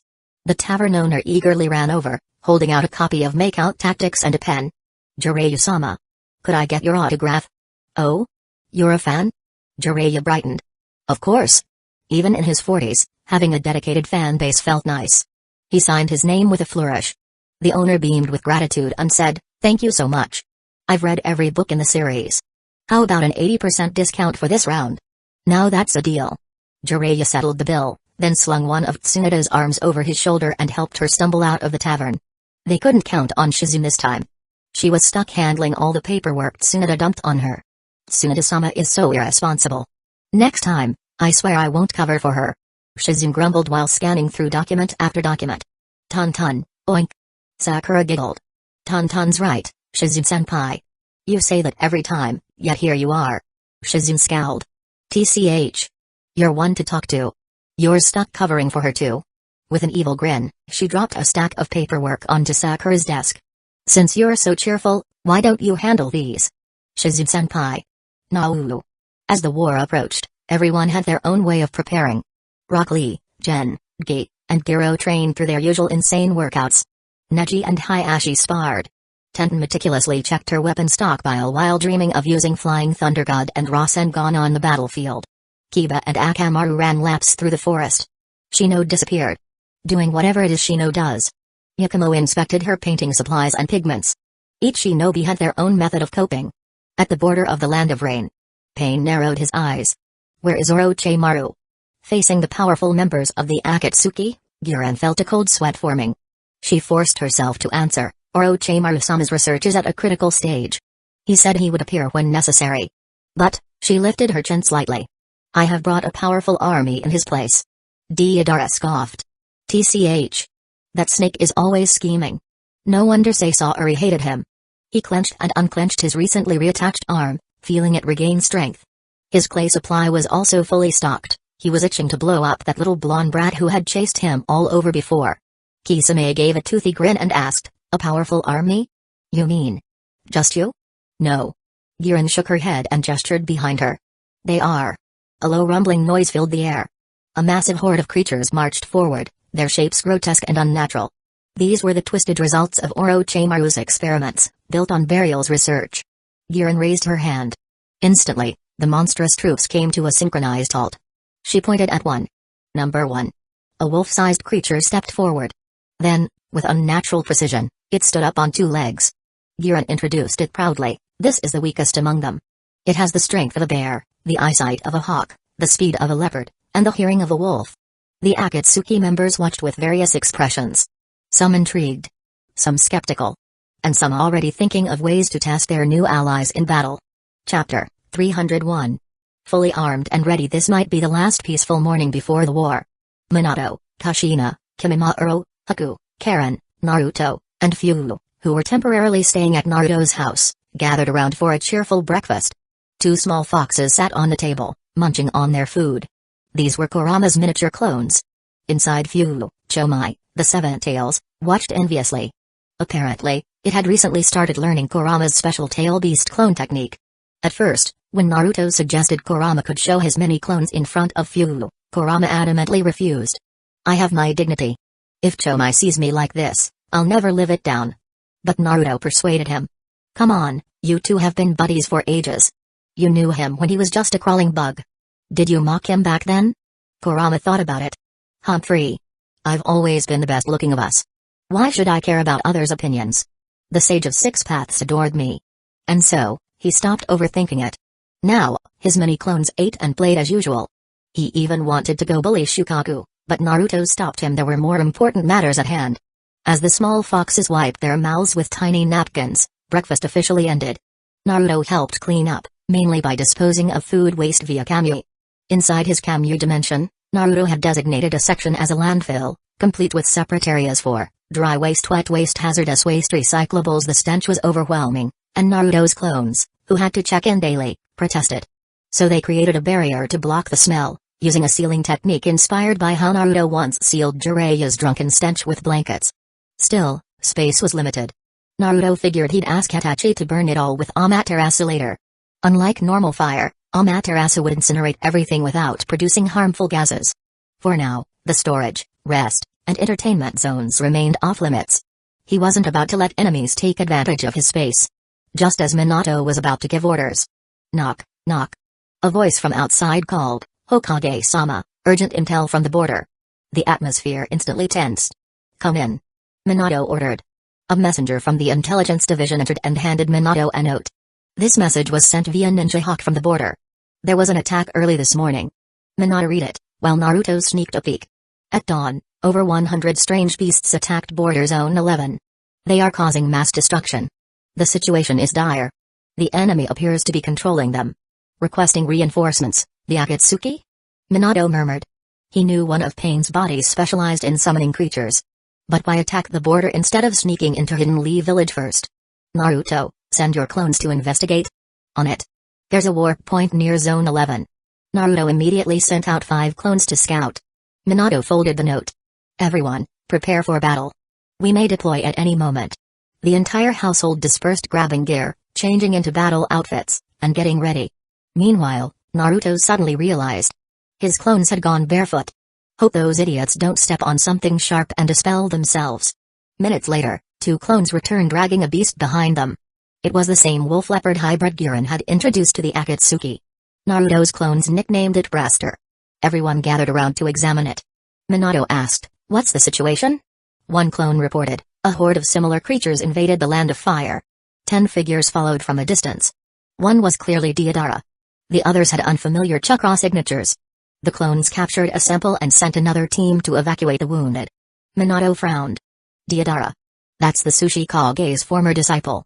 So it's definitely Akatsuki. He turned to Braster, who was snarling and struggling against the clone. Are all the creatures like this? The clone replied, "This one is one of the smaller ones. The biggest is about a third the size of Gamabunga. They're all weird hybrid creatures stitched together from different animals. Strength-wise, an average Chunin like Iruka-sensei might struggle against them." Naruto scratched his chin. This reminds me of Hiruko's experiments. That guy also made stitched-up mutant monsters. But Hiruko was burned to ash long ago. Maybe someone got their hands on his research? Minato nodded. That's possible. But for now, we can't let them advance. Everyone gather your teams. Naruto's clones will escort you to the battlefield. I'll organize additional reinforcements immediately. If you encounter Akatsuki, do not engage recklessly. Confirm their identities first, then act accordingly. Understood. The group saluted and rushed off. Phew, who had been poking Braster's fur, jumped up excitedly. What about me? What about me? I wanna help too. Minato thought for a moment. For now, you'll join Haku and Karen's team. Since Kira and I can't fight, Haku will be the squad leader. Yes. I'll listen to Big Brother Haku. Few cheered. Naruto stiffened. Did she just call Haku Big Brother? Immediately, he imagined Haku's gentle fist precision jabbing his pressure points. Naruto barely stopped himself from groaning. As everyone scattered, Naruto's clones escorted them. Minato pointed at the captured Braster. Send this to the Inuzuka clan. They weren't just dog trainers, they had vast knowledge of wild beasts, and the village's best veterinarians worked there. They'd know how to handle this creature.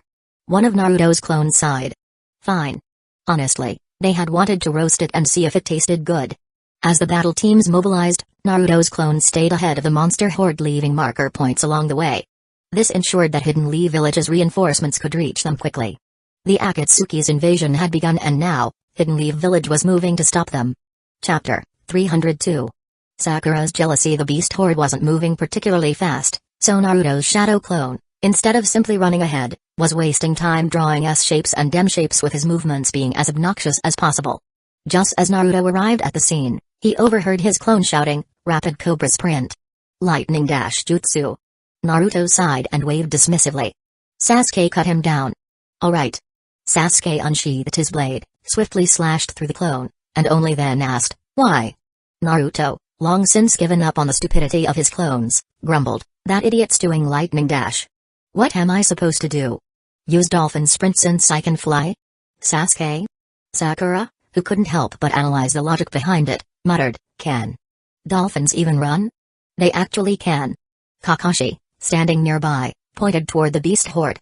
There, amidst the various creatures, was a dolphin-like monster. Except it had a tiger's forelimbs. Sakura. Naruto finally took a serious look at the horde of creatures. Among them were a crab-like beast, a giant mutated rat, a mechanical gorilla hybrid, a lion-like monstrosity, a beetle creature. Naruto's face suddenly stiffened. He scanned the horde more carefully. No sign of a certain mosquito woman.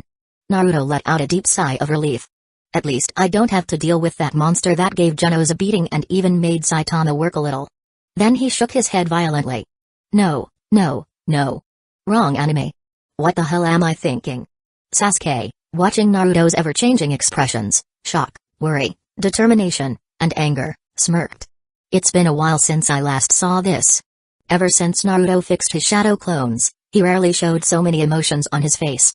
Seeing it again was kinda fun. Sakura turned her head and saw Sasuke staring at Naruto with a smirk. Immediately, her brain short-circuited. Wait a minute. Why is Sasuke smiling at Naruto? Why not at me? I beat out every girl in our class, and in the end, am I losing to a guy? Back to reality. Kakashi, noticing his team getting caught up in weird vibes, quickly brought them back to focus. Naruto, can you sense where the Akatsuki members are? And what about the others? Naruto blinked, snapping out of his thoughts. Akatsuki is still 7 to 8 kilometers away. The others should arrive within a few minutes. As soon as Naruto returned to normal, Sasuke's expression did too. Sakura let out a quiet breath. Kakashi nodded in satisfaction. Focus, guys. We're about to fight a little monster army, and you're here playing mind games? Should I be impressed or scold you? He glanced at the terrain. This spot is still relatively safe. Beyond this, we'll risk damage to nearby villages. We stop them here. Naruto stepped forward. Time to gauge the enemy's strength. Without hesitation, he formed a hand sign and unleashed, water-style, exploding water shock wave. A towering tsunami, dozens of meters high, crashed toward the horde. If Kisame were here, he'd probably applaud in approval. The more intelligent beasts immediately sprinted sideways to avoid the wave, moving as fast as a three-gates leaf from 2 years ago. The slower ones were completely drenched. Weaker creatures were outright knocked unconscious, unless, of course, the seafood creatures can swim. Naruto sighed as he spotted dolphin, shrimp, and crab monsters diving underwater. Kakashi, who had somehow already built a stone wall, observed, not just swim. They probably have unique adaptations to water-style attacks. Some might even be stronger underwater. Naruto climbed onto the stone wall. Kakashi-sensei. You actually wasted chakra on something non-essential? Kakashi shrugged. Don't underestimate my growth. I've improved a lot over the years. Naruto smirked. Oh? So instead of being 1% of my chakra, you've improved to 1.25%. Should I be impressed? Kakashi stared at Naruto. You don't understand the pain of an adult trying to increase chakra reserves. Unlike you teenagers who just naturally grow stronger. Naruto's eyes sparkled with an idea. He turned to Sasuke, slapping his shoulder. Sasuke, use Thunderbolt. Sasuke didn't even need to ask. He immediately understood what Naruto wanted. I'm not asking him. I refuse to ask. Instead, he calmly drew his lightning blades. With a smirk, he declared, lightning blade style, Chidori stream, blue lightning zapped into the water, but nothing much happened. A few weak creatures floated belly up. Naruto stared. Too weak. Sasuke, try harder. Sasuke's smirk disappeared. He instantly increased the output. The bolts thickened, turning the pond into a thunderstorm. Now, several creatures convulsed and floated lifelessly. Just then, the tiger-limbed dolphin beast leapt out of the water. It punched straight through the stone wall, leaving a huge hole beneath Kakashi's signature dog-head carving. Kakashi's dog-head stone wall survived, but barely. Almost simultaneously, a bear shark and a crocodile hybrid lunged at them. Mercury. Kakashi beheaded the bear shark in one slash. Meanwhile, Sakura, not about to be outdone, launched a devastating punch at the crocodile beast. The 2-meter-tall creature flew 20 meters backwards before landing in the water. It shook its head dazedly but was still alive. Are you kidding me? That punch made my hand hurt. Sakura exclaimed. Naruto's eyes widened. Sakura's punches can shatter boulders. That thing took a hit and just swam away? Is it some kind of crocodile god? Sasuke, watching the results of his lightning, frowned.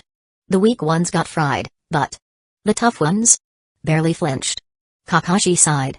They must have some serious durability. Their skins are probably reinforced, and they might be more immune to cutting techniques. Fighting them will be annoying. The proud blue beast of Hidden Leaf Village, Meido-ge, has arrived. The beautiful green beast of Hidden Leaf Village, Rock Lee, has arrived. Ge and Lee struck dramatic poses. Meanwhile, Tenten and Neji face-palmed in sync. Kakashi blinked before grinning. Speaking of beasts, he said, chuckling. We've got our own. Chapter 303. Demonic Beasts Leaf Hurricane. Ge instinctively kicked backwards, striking a dolphin squarely. Ge-sensei, why would you? Tenten's words trailed off as she got a better look. The dolphin had tiger-like claws, and its teeth were grotesquely modified, making it anything but cute. The mutated dolphin flailed in the water for a moment before lunging at Ge once more. It's still coming? In that case, Lee. Ge called out. Oh. Lee responded enthusiastically, rushing forward alongside his sensei. Leaf double hurricane. Two weighted legs struck the dolphin from both sides. The force was far beyond what a mere door-slamming accident could compare to. As Ge and Lee retracted their legs, the dolphin monster wobbled unsteadily before sinking into the water. So this is what they call a monster? Ge and his team leapt onto a nearby earthen wall for a better vantage point. Naruto waved at Tenten. Yo, Tenten. How's it going? Awesome. Tenten beamed. She declined the offer of a ride from Naruto's shadow clone and instead sent her kunai ahead with it before using the Flying Thunder God Jutsu to teleport her teammates. It might have seemed unnecessary, but to Tenten, it was a significant moment. Under normal circumstances, Ge would never allow her to use the Flying Thunder God Jutsu for travel. This was the first time she had ever transported her teammates over a long distance, and it felt incredible. That's right. Tenten's new jutsu is really convenient. Lee gave her a thumbs up. Right?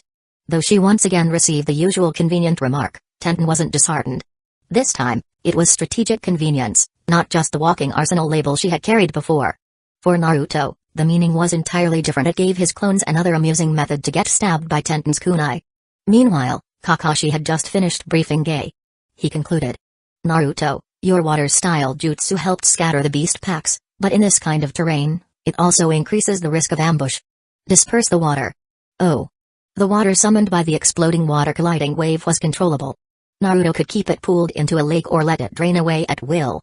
Chidori Sharp Spear. A shriek filled the air as a lightning-coated spear extended from Sasuke's hand, piercing through a hawk-like monster and sending it plummeting to the ground. Naruto watched enviously. That technique was so cool. Who wouldn't want a lightsaber? So there are flying ones too? Kakashi didn't sound particularly surprised. Given that they had encountered beasts that ran on land and swam in water, airborne monsters seemed inevitable. Even if burrowing one showed up next, he wouldn't be shocked. As the water receded, a drenched battlefield emerged, with beasts shaking off the excess moisture. If they had been a little more aesthetically pleasing, Naruto might have been tempted to take one home as a pet. Should I just hit them all with a tail beast bomb? He suggested. Kakashi rejected the idea. No. Too much collateral damage. For now, take them out as discreetly as possible. Given their speed, the tailed beast bomb might not be the most effective option. Naruto scratched his head. My water-style jutsu wasn't exactly quiet either. That was different. Kakashi asked, has Akatsuki's movement changed? No, still about 7 kilometers away, same steady pace. Neji, can you see them? Neji shook his head. Too far. My Byakugan's range maxes out at about 1 kilometer. The monsters quickly adapted to their surroundings, turning their unsettling gazes toward the only humans in sight. Tenten shivered. That's creepy. Agreed. Naruto lobbed a wind-style Rasen Shuriken into the densest cluster of beasts. Their danger instincts were sharp, most scattered, but 2 unlucky ones were caught in the swirling chakra storm and left on the verge of death. At that moment, reinforcements arrived. Asuma's squad, Kushina's squad, Team Ge, the reassembled Team Kurenai, plus Minato and Jiraiya. Tsunade had remained in Hidden Leaf Village in case of emergency. If needed, she could be summoned at any moment. As for her supposed hangover from last night, she was the strongest medical ninja in the entire shinobi world. The only time she ever got drunk was when she wanted to. Including those already present, there were 26 people plus 1 dog. Minato, after getting an update from Naruto's clone, estimated that the monster threat level required a moderate-sized force. Too few, and they'd be inefficient, too many, and it would just be chaos. Everyone, operate in squads, coordinate your attacks, and finish this quickly. Stay alert. Yes. The teams each selected their targets and charged in. Team Gay's approach was straightforward. Tenten flung a barrage of kunai and shuriken first, followed by the two powerhouses delivering devastating kicks to the face. Neji's role was to protect their long-range specialist, deploying rotation to defend and using 8 trigrams, air palm for knockback when needed. Asuma's team targeted a mammoth-like creature. Choji used partial expansion jutsu to transform into a giant, grabbing its tusks and bracing against its charge, his feet carving deep trenches into the ground. Shikamaru linked his shadow with the beast's, restricting its movements as much as possible, while Ino stood by, ready to disrupt its mind if Shikamaru faltered. "Geez, we always get stuck with the biggest ones," Asuma muttered, drawing his chakra blades, infusing them with wind style, and swiftly carving into the creature's hide. Behind Kushina, 5 adamantine sealing chains extended, ensnaring 5 mid-sized monsters. Hinata, Shino, and Kiba immediately took advantage. Gentle step twin lion fists. Fang over fang. Secret jutsu, insect sphere. To be fair, Hinata's glowing chakra beast fists, Kiba and Akamaru's two-headed wolf form, and Shino's mass of insects combined with Kushina's multi-tentacled attack made it genuinely difficult to tell which side was the real group of monsters. Meanwhile, Kimimauro's squad, bathed in eerie green light, were passing something among themselves like a bizarre game of catch, only with the unfortunate beasts as the targets. Not wanting to associate with their antics, Kimimaro instead created several massive bone spikes around them, using them as goalposts. The 3 continued punting the monsters directly onto the skewers, turning them into grotesque kebabs. In contrast, the reassembled Kirinai squad fought with more discipline. Karen drenched the enemies with water style, allowing Haku to freeze them solid. If any broke free, Fu would dive in from above, a kunai spinning in her grasp as she plunged it into their skulls. Her raw strength was terrifying. At the rear, Yakumo supported the group with Ganjutsu whenever her teammates found themselves overwhelmed. Chapter 304. Teamwork. Everyone had their own combat rhythm, except for Team Kakashi, where each member faced their own opponents. Sakura unleashed her monstrous strength with one punch, a heaven's kick, and if the target still wasn't down, another kick for good measure. Sasuke seemed to have wandered into a Star Wars scene, wielding 2 glowing blades and slashing wildly, his eyes gleaming red with intensity. Naruto was on another level, entirely swinging his attacks relentlessly, hammering down like a relentless god of liver punches. No monster could withstand the wrath of Saint Naruto, the king of endurance. Kakashi shot out a grand fireball to push back a black-winged monster, sighing internally. Where was the teamwork? He really didn't want to keep using Chidori. It was exhausting, okay? And these kids had worked so well together when stealing his bells. Could Naruto at least learn to use adamantine sealing chains properly from Kushina? Naruto glanced over and saw Kakashi drive away a monster bird. He nodded approvingly. After all, scarecrows were meant to ward off birds. Kakashi was finally doing his job. Meanwhile, Minato and Jiraiya weren't idle. Jiraiya's earth-style, swamp of the underworld was perfect for battlefield control, allowing Minato to execute precise eliminations. On this day, Hidden Leaf Village's next generation witnessed the true brilliance of the yellow flash. Naruto looked cool too, but his battle antics ridiculous as they were severely undermined his image. Other than Hinata, who saw Naruto through a biased filter, no one would call his fighting style cool. Kiba especially cringed at Naruto's so-called early morning rush hour jutsu. Back when he was young and naive, he thought Naruto's jutsu was just mass shadow clones, nothing too special. But once Kiba learned the shadow clone jutsu himself, he realized how insane Naruto truly was. Even creating a single clone to coordinate with Akamaru for the 3-headed wolf jutsu was a trump card for Kiba. 1,000 clones? That wasn't humanly possible. After a long, intense battle, the monster hunt reached its conclusion. One by one, the creatures' corpses were sealed into scrolls for transport back to Hidden Leaf Village. It sounded simple, but defeating these thick-skinned, uniquely talented monsters had drained everyone's stamina. Weaker fighters like Yakumo and Shikamaru were completely exhausted. On the other hand, stamina beasts like Gen, Jiro, and Ki were still running around energetically, helping transport corpses for sealing. The only remaining threats were a few monstrous birds circling above. Their simple brains recalled their command to attack humans, but after witnessing the battle below, even their limited intelligence hesitated. Their survival instincts clashed with their given orders, causing indecision. Just as they tested their diving attacks, Jiraiya's white hair suddenly extended, coiling around a monster bird's wing and dragging it down. Jiraiya wasn't interested in wasting time. He just wanted to reach Nagato as soon as possible. I know this technique too. Ninja art, lion's mane jutsu. Naruto formed a few hand seals, his hair extending similarly, but instead of gripping a wing, His blonde strands tangled around the bird's claw. The bird panicked, flapping furiously and lifting Naruto off the ground, swinging him like a pendulum. Naruto-kun. Hinata, deeply concerned, momentarily forgot that Naruto could fly. What's he doing now? Kakashi and the others weren't even surprised anymore. The same jutsu looked completely different in Jiraiya's hands versus Naruto's. Sasuke and Sakura still remembered Naruto's attempt at nine-sword style. He'd wildly flailed around until he nearly shaved himself bald. Naruto, stop messing around. Just finish it. In the critical moment, Kushina intervened. Her adamantine sealing chain shot out, striking down 3 more monster birds. It was as if she was warning Naruto that disobedience had consequences. Naruto, knowing when to listen, especially to those he couldn't afford to cross, immediately shortened his hair, pulling himself closer to the bird before smashing an upward punch. Lushan Rising Dragon Blast. Minato reflexively evaluated the technique's name, but no, this wasn't the time for that. Naruto, take the exhausted back. Everyone else, regroup quickly. Got it. No one objected, not even Kiba, despite his competitive nature. He had relied on high-powered techniques the whole fight, and now he was utterly drained. He knew staying would make him a burden, so he allowed Naruto's clone to carry him away. Minato considered for a moment and asked, Hinata, Neji, can you still use the Byakugan? I'm fine, Neji replied instantly. Their team was known for stamina. I can too, Hinata added. Thanks to Kushina's support, even her energy-intensive gentle-step twin lion fists felt no different from regular training. Minato nodded. Good. Once the enemy enters your sight, describe their features to me. I need to confirm their identities quickly. He could already sense their chakra, but something felt off. Understood. Neji and Hinata responded seriously. Naruto added, and don't forget about the explosive tags. They've got someone skilled at disguising them as all sorts of objects. In the heat of battle, we might overlook them. Leave that to us, Hinata reassured. Neji nodded in agreement. They were trained professionals in spotting such tricks. Good. Minato summoned 2 small foxes, handing one to Hinata and keeping the other on his own shoulder. You two hide and focus solely on spotting traps. If you see anything, report it immediately. 10. Stay with them, and evacuate if necessary. Yes, Minato-sensei.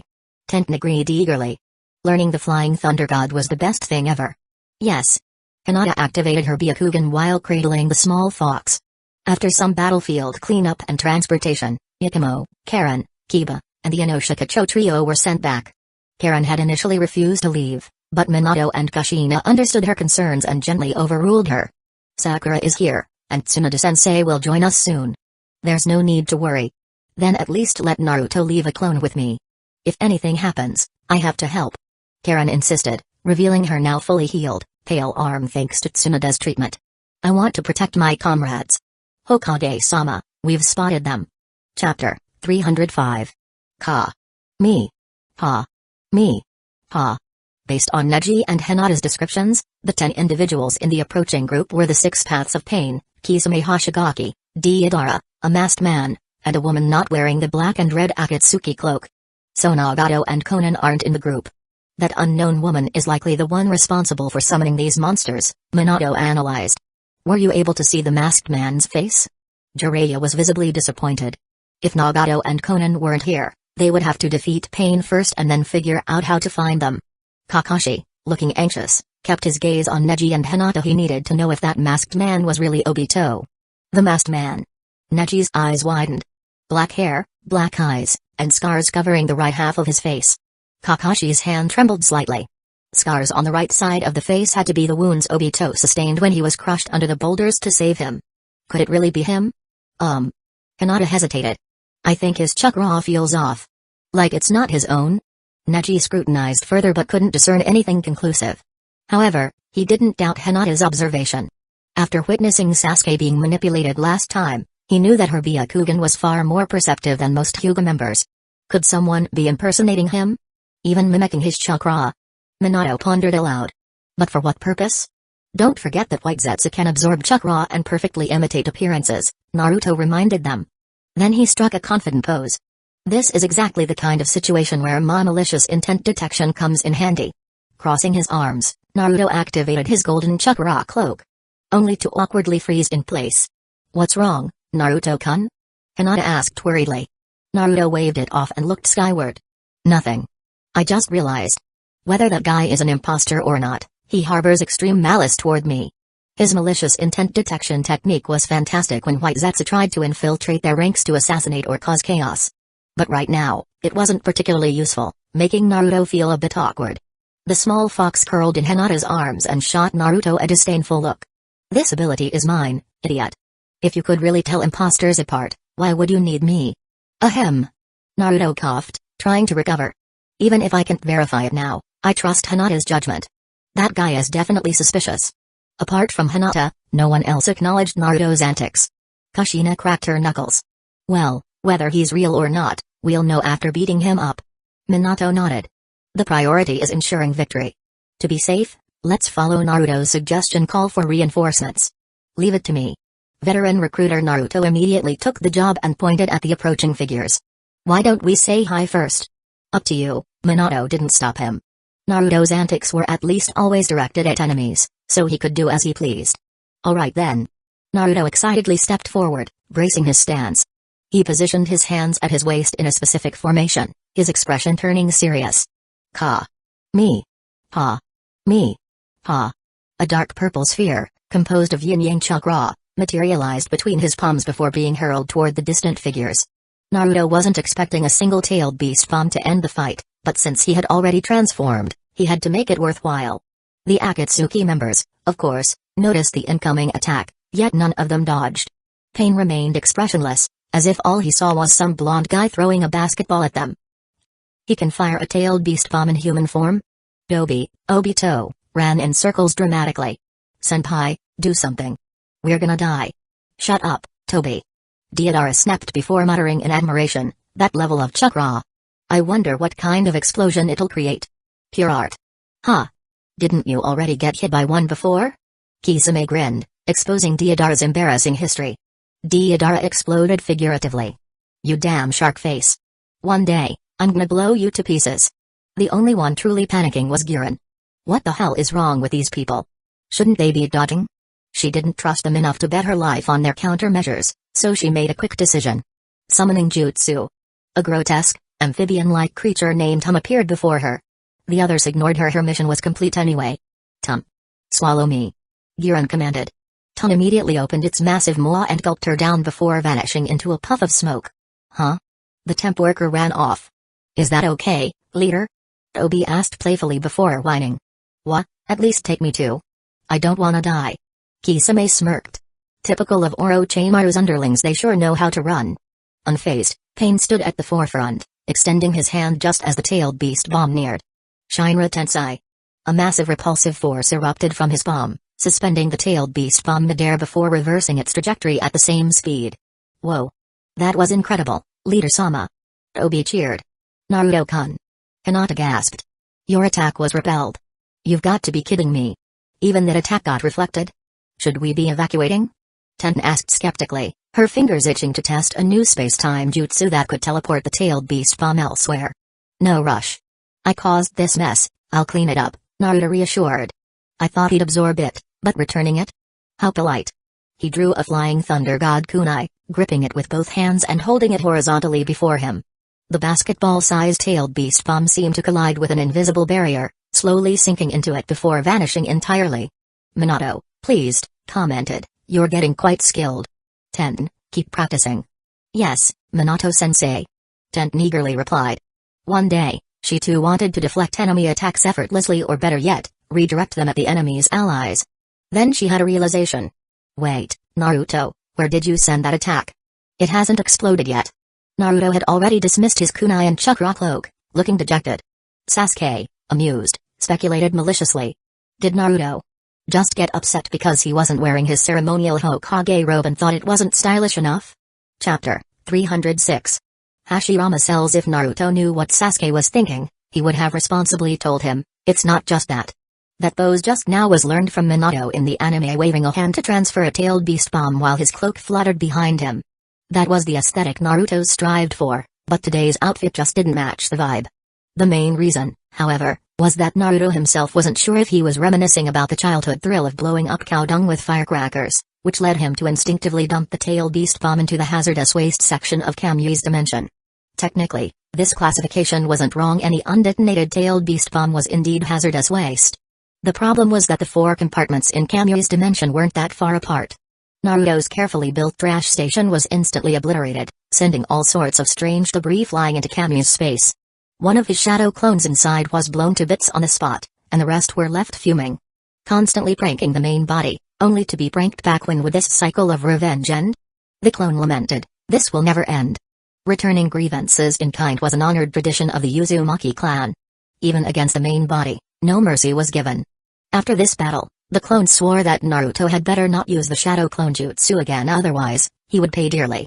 Naruto's face was looking particularly grim, but the one with an even darker expression was Obito, who had been about to discuss matters with Orochimaru. As the rightful owner of Kamyu's dimension, Obito had full control over it. Kakashi merely had a spare key, while the blonde brats were nothing more than trespassing burglars. Even though those blonde intruders had taken over his space, Obito still retained a few privileges, such as being able to monitor what happened inside without entering himself. Obito thought he had already built a strong tolerance for Naruto's antics, but at this moment, as he witnessed the catastrophic explosion inside his dimension, he found himself struggling to keep his blood pressure in check. Meanwhile, Orochimaru had just used a summoning jutsu to call forth a grotesque blue-skinned, amphibious creature. This was his contingency plan for protecting Giran. He valued her as a capable subordinate and couldn't afford to lose her carelessly. As Giran crawled out from Tam's mouth, Orochimaru noticed the masked man's emotional shift and turned to ask her, "What happened?"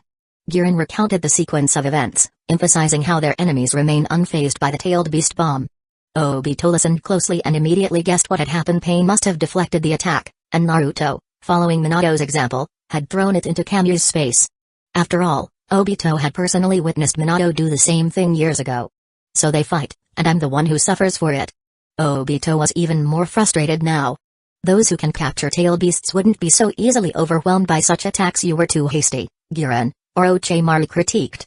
"Their enemies wouldn't fall so easily." Even he, Orochimaru, had the triple Rashomon to block such attacks, and if that failed, he could always die and revive. Their leader, however, had the Rinnegan. Giran lowered her head in shame.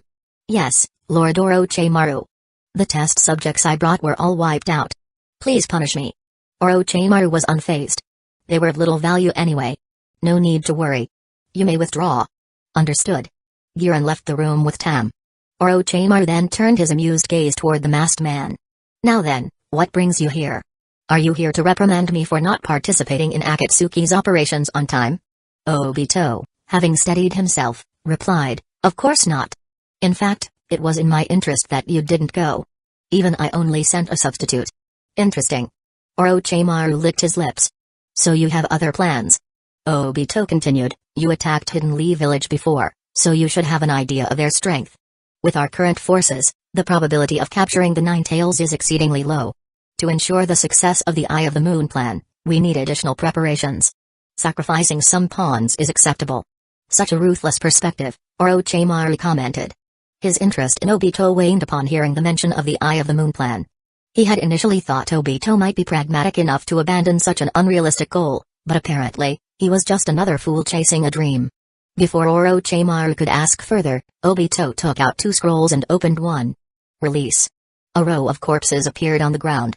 Obito wasn't fond of transporting things this way, but his personal storage space had been sealed.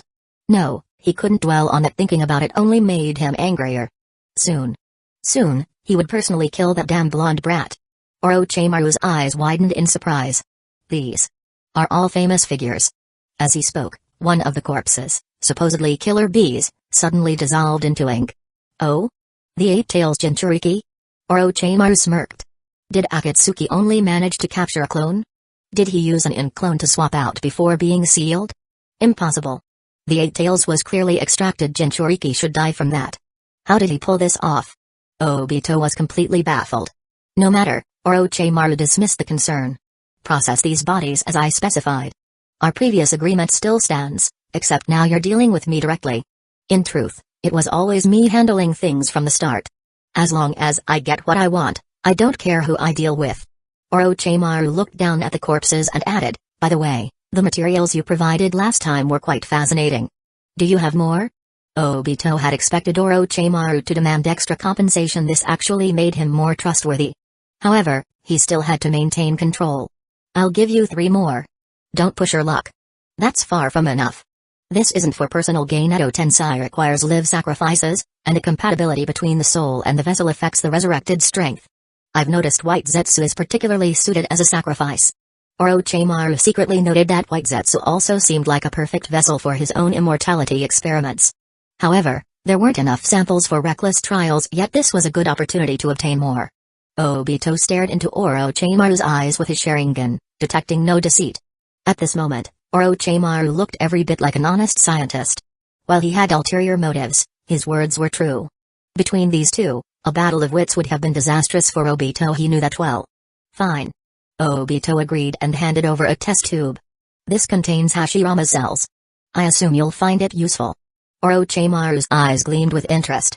I didn't expect you to have access to this too. Chapter 307. Rinnegan. Having delivered a batch of White Zetsu to Orochimaru, Obito left to prepare for the upcoming events. The issue with the Eight Tails Jinchuriki needed some investigation, but as long as the outer path Judo statue had successfully absorbed the Eight Tails, there was no real cause for concern. Orochimaru stored away the corpses and Hashirama's cells, then herded the White Zetsu down to the basement, ready to begin his research. Meanwhile, the Hidden Leaf village forces had completed their preparations. Neji, Hinata, and Ten, accompanied by the small fox, crouched in the grass a few hundred meters away, taking on the role of scouts. As for the rest, Minato, Kushina, Tsunade, Jiraiya, Kimimaro and his 5 subordinates, Kakashi, Naruto, Sasuke, Sakura, Asuma, Fu, Shisui, and Itachi, Naruto felt this lineup was bordering on overkill. Jiraiya-sensei, don't hold back just because he was once your student, Minato warned.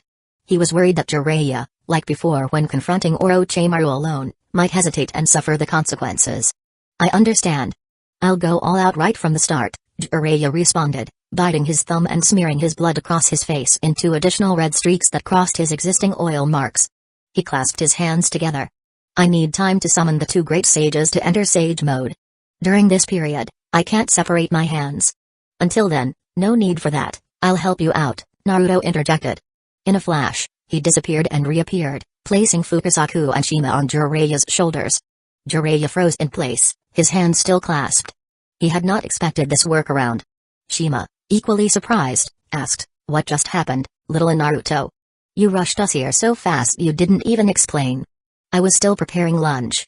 Perverted Sage needs you two to assist in his Sage mode for battle, Naruto explained. I see. Fukasaku shot Jiraiya a disapproving look and smacked the back of his head with his webbed hand. I've told you time and time again to visit Mount Myabaku and properly train, but you never listen. Now you're dragging us old folks into battle again. Unbelievable. Jiraiya winced. I get it, boss. Not in front of everyone, at least spare me some dignity. Fukasaku's irritation only deepened. Dignity?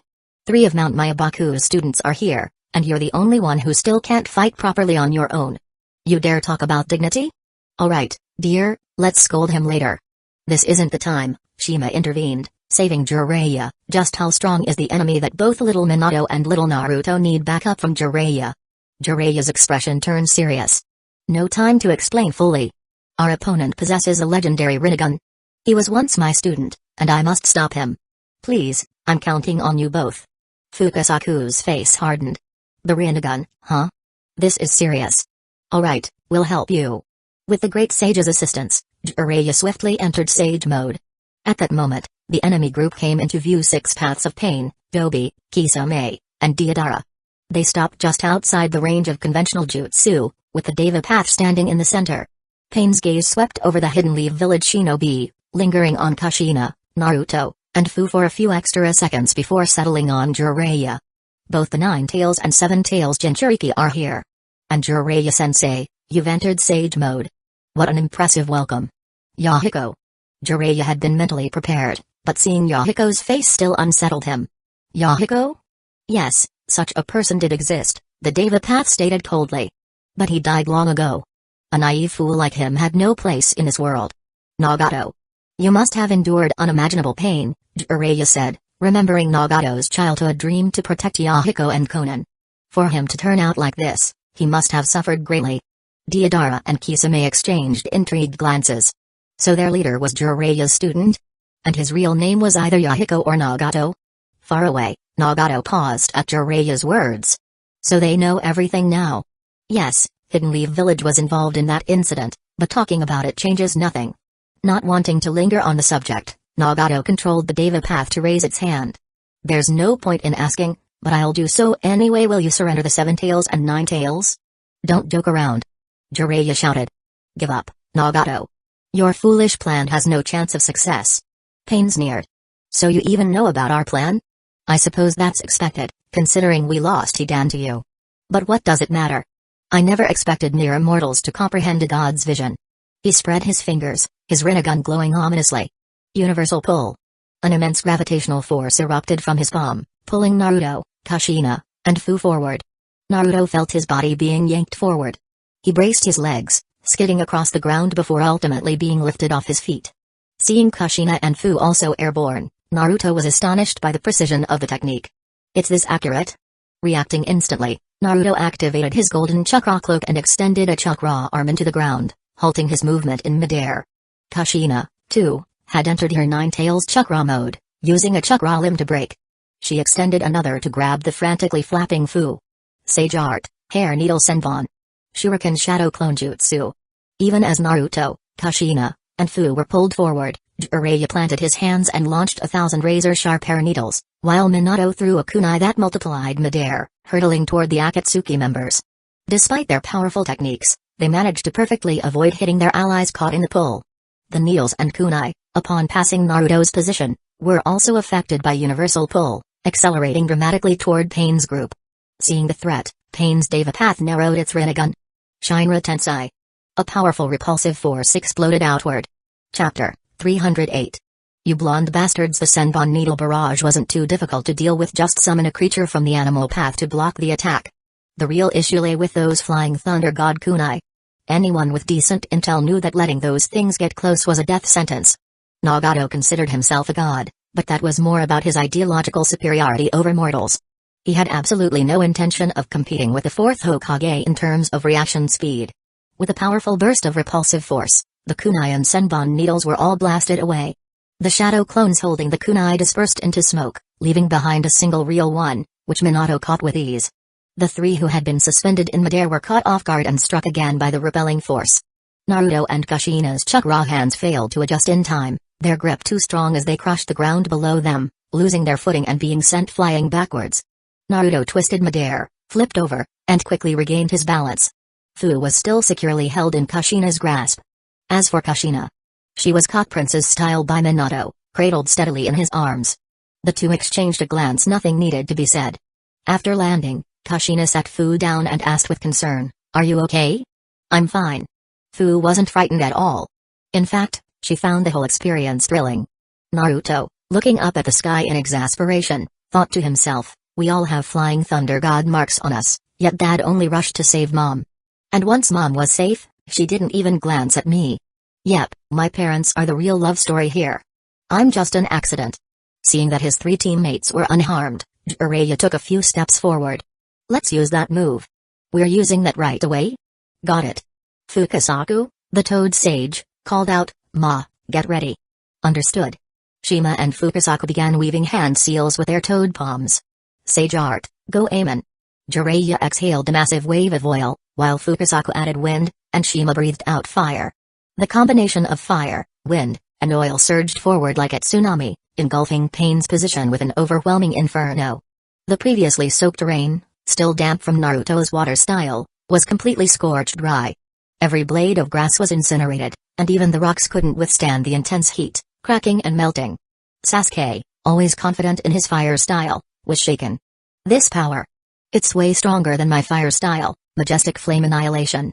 But then, one of Pain's bodies, a slightly plump figure, stepped forward. The Pretapath raised both hands. Sealing Jutsu, absorption barrier. A transparent, invisible barrier formed in front of his hands. No matter how hot the flames or how viscous the oil was, everything that touched the barrier was instantly absorbed into nothingness. Jiraiya retreated and muttered, "I knew this guy could absorb ninjutsu, but I didn't expect him to be able to absorb senjutsu as well. Oi, how are we supposed to fight like this?" Humphrey Deidara, who had been hovering on his clay bird, didn't fly too high. He had seen Tendo Pain scatter all those Senbon needles with Shinra Tensei, and he wasn't eager to be caught in his leader's attacks. For once, Kisame didn't mock Deidara. Instead, he nodded in agreement. "He's got a point. We've never fought alongside the boss before, and I don't exactly get along with him. Then let's split up. But we're outnumbered, so if we get surrounded, don't get yourselves killed. That depends on whether the boss can hold off a few of them for us. Kisame hoisted Samada to his shoulder and left. He knew Hidden Leaf Village wouldn't just let him roam freely, they'd send someone after him. Deidara, piloting his clay bird, scoffed, even if I die, I'll die in an artistic explosion, yeah. Toby looked around. Eh? You guys are leaving? What about me? Should I just hide behind the bus? Several Rinnegan eyes locked onto him. Their gaze seemed to say, everyone else left already, what are you still doing here acting dumb? Toby suddenly remembered that he was supposed to be Obito in disguise. His tone immediately became more serious. Alright, I'll go over there. Asuma, take Gen, Gi, and Giro and follow the masked guy. Minato tossed him a kunai. If anything happens, signal us immediately. Yes. Minato didn't send Kimimaro, since this fake Obito's abilities were still unknown. A team specializing in taijutsu might end up at a disadvantage. Though. Minato wondered if he had momentarily forgotten something. Gi, Gen and Jiro were all Uchiha. Before Minato could give further instructions, Deidara arrogantly hovered above the Hidden Leaf Village shinobi, dropping a small clay bird straight at Naruto. Naruto, watching the incoming explosive, exaggeratedly shouted, "So scary Sasuke, save me." Sasuke rolled his eyes, flicking his wrist as a Chidori Senbon shot out, piercing the clay bird and knocking it off course. Deidara's expected boom got stuck in his throat. Damn it. This annoying lightning style again. Deidara glared at Naruto. Hey, you blonde brat. Last time, you chased me all over the place, got the guts to do it again? Ha. Naruto snorted. Such a weak taunt. With full confidence, he shouted, nope. What? Deidara nearly tumbled off his bird. Was this brat shameless? Furious, he snapped, don't act all high and mighty. I'm feeling generous today, giving you a chance to witness true art. Naruto yanked Sasuke forward and yelled, see that? My buddy Sasuke here says your so-called explosion ninjutsu is useless against him. What art? You're not even worthy to carry Sasori of the Red Sands tools. True art is eternal beauty. Sasuke blinked. Did I say that? Naruto patted his shoulder. Don't sweat the details. Didn't we agree you'd handle this guy? I've pulled enough aggro for you. Now it's your turn. Sasuke nodded, sheathing his lightning blades, and turned to leave. After a few steps, he reconsidered Naruto's methods. Mimicking his teammate's usual mocking expression, Sasuke turned back, raised his middle finger at Deidara, and kept running. That should do it. As expected, Deidara's rage hit the roof. You bastard. Just because you know a little lightning style doesn't make you special. I'll show you real art. Furious, Deidara chased after him. But before leaving, he grew even angrier the more he thought about it. With a flick of his wrist, he dropped a C3-18.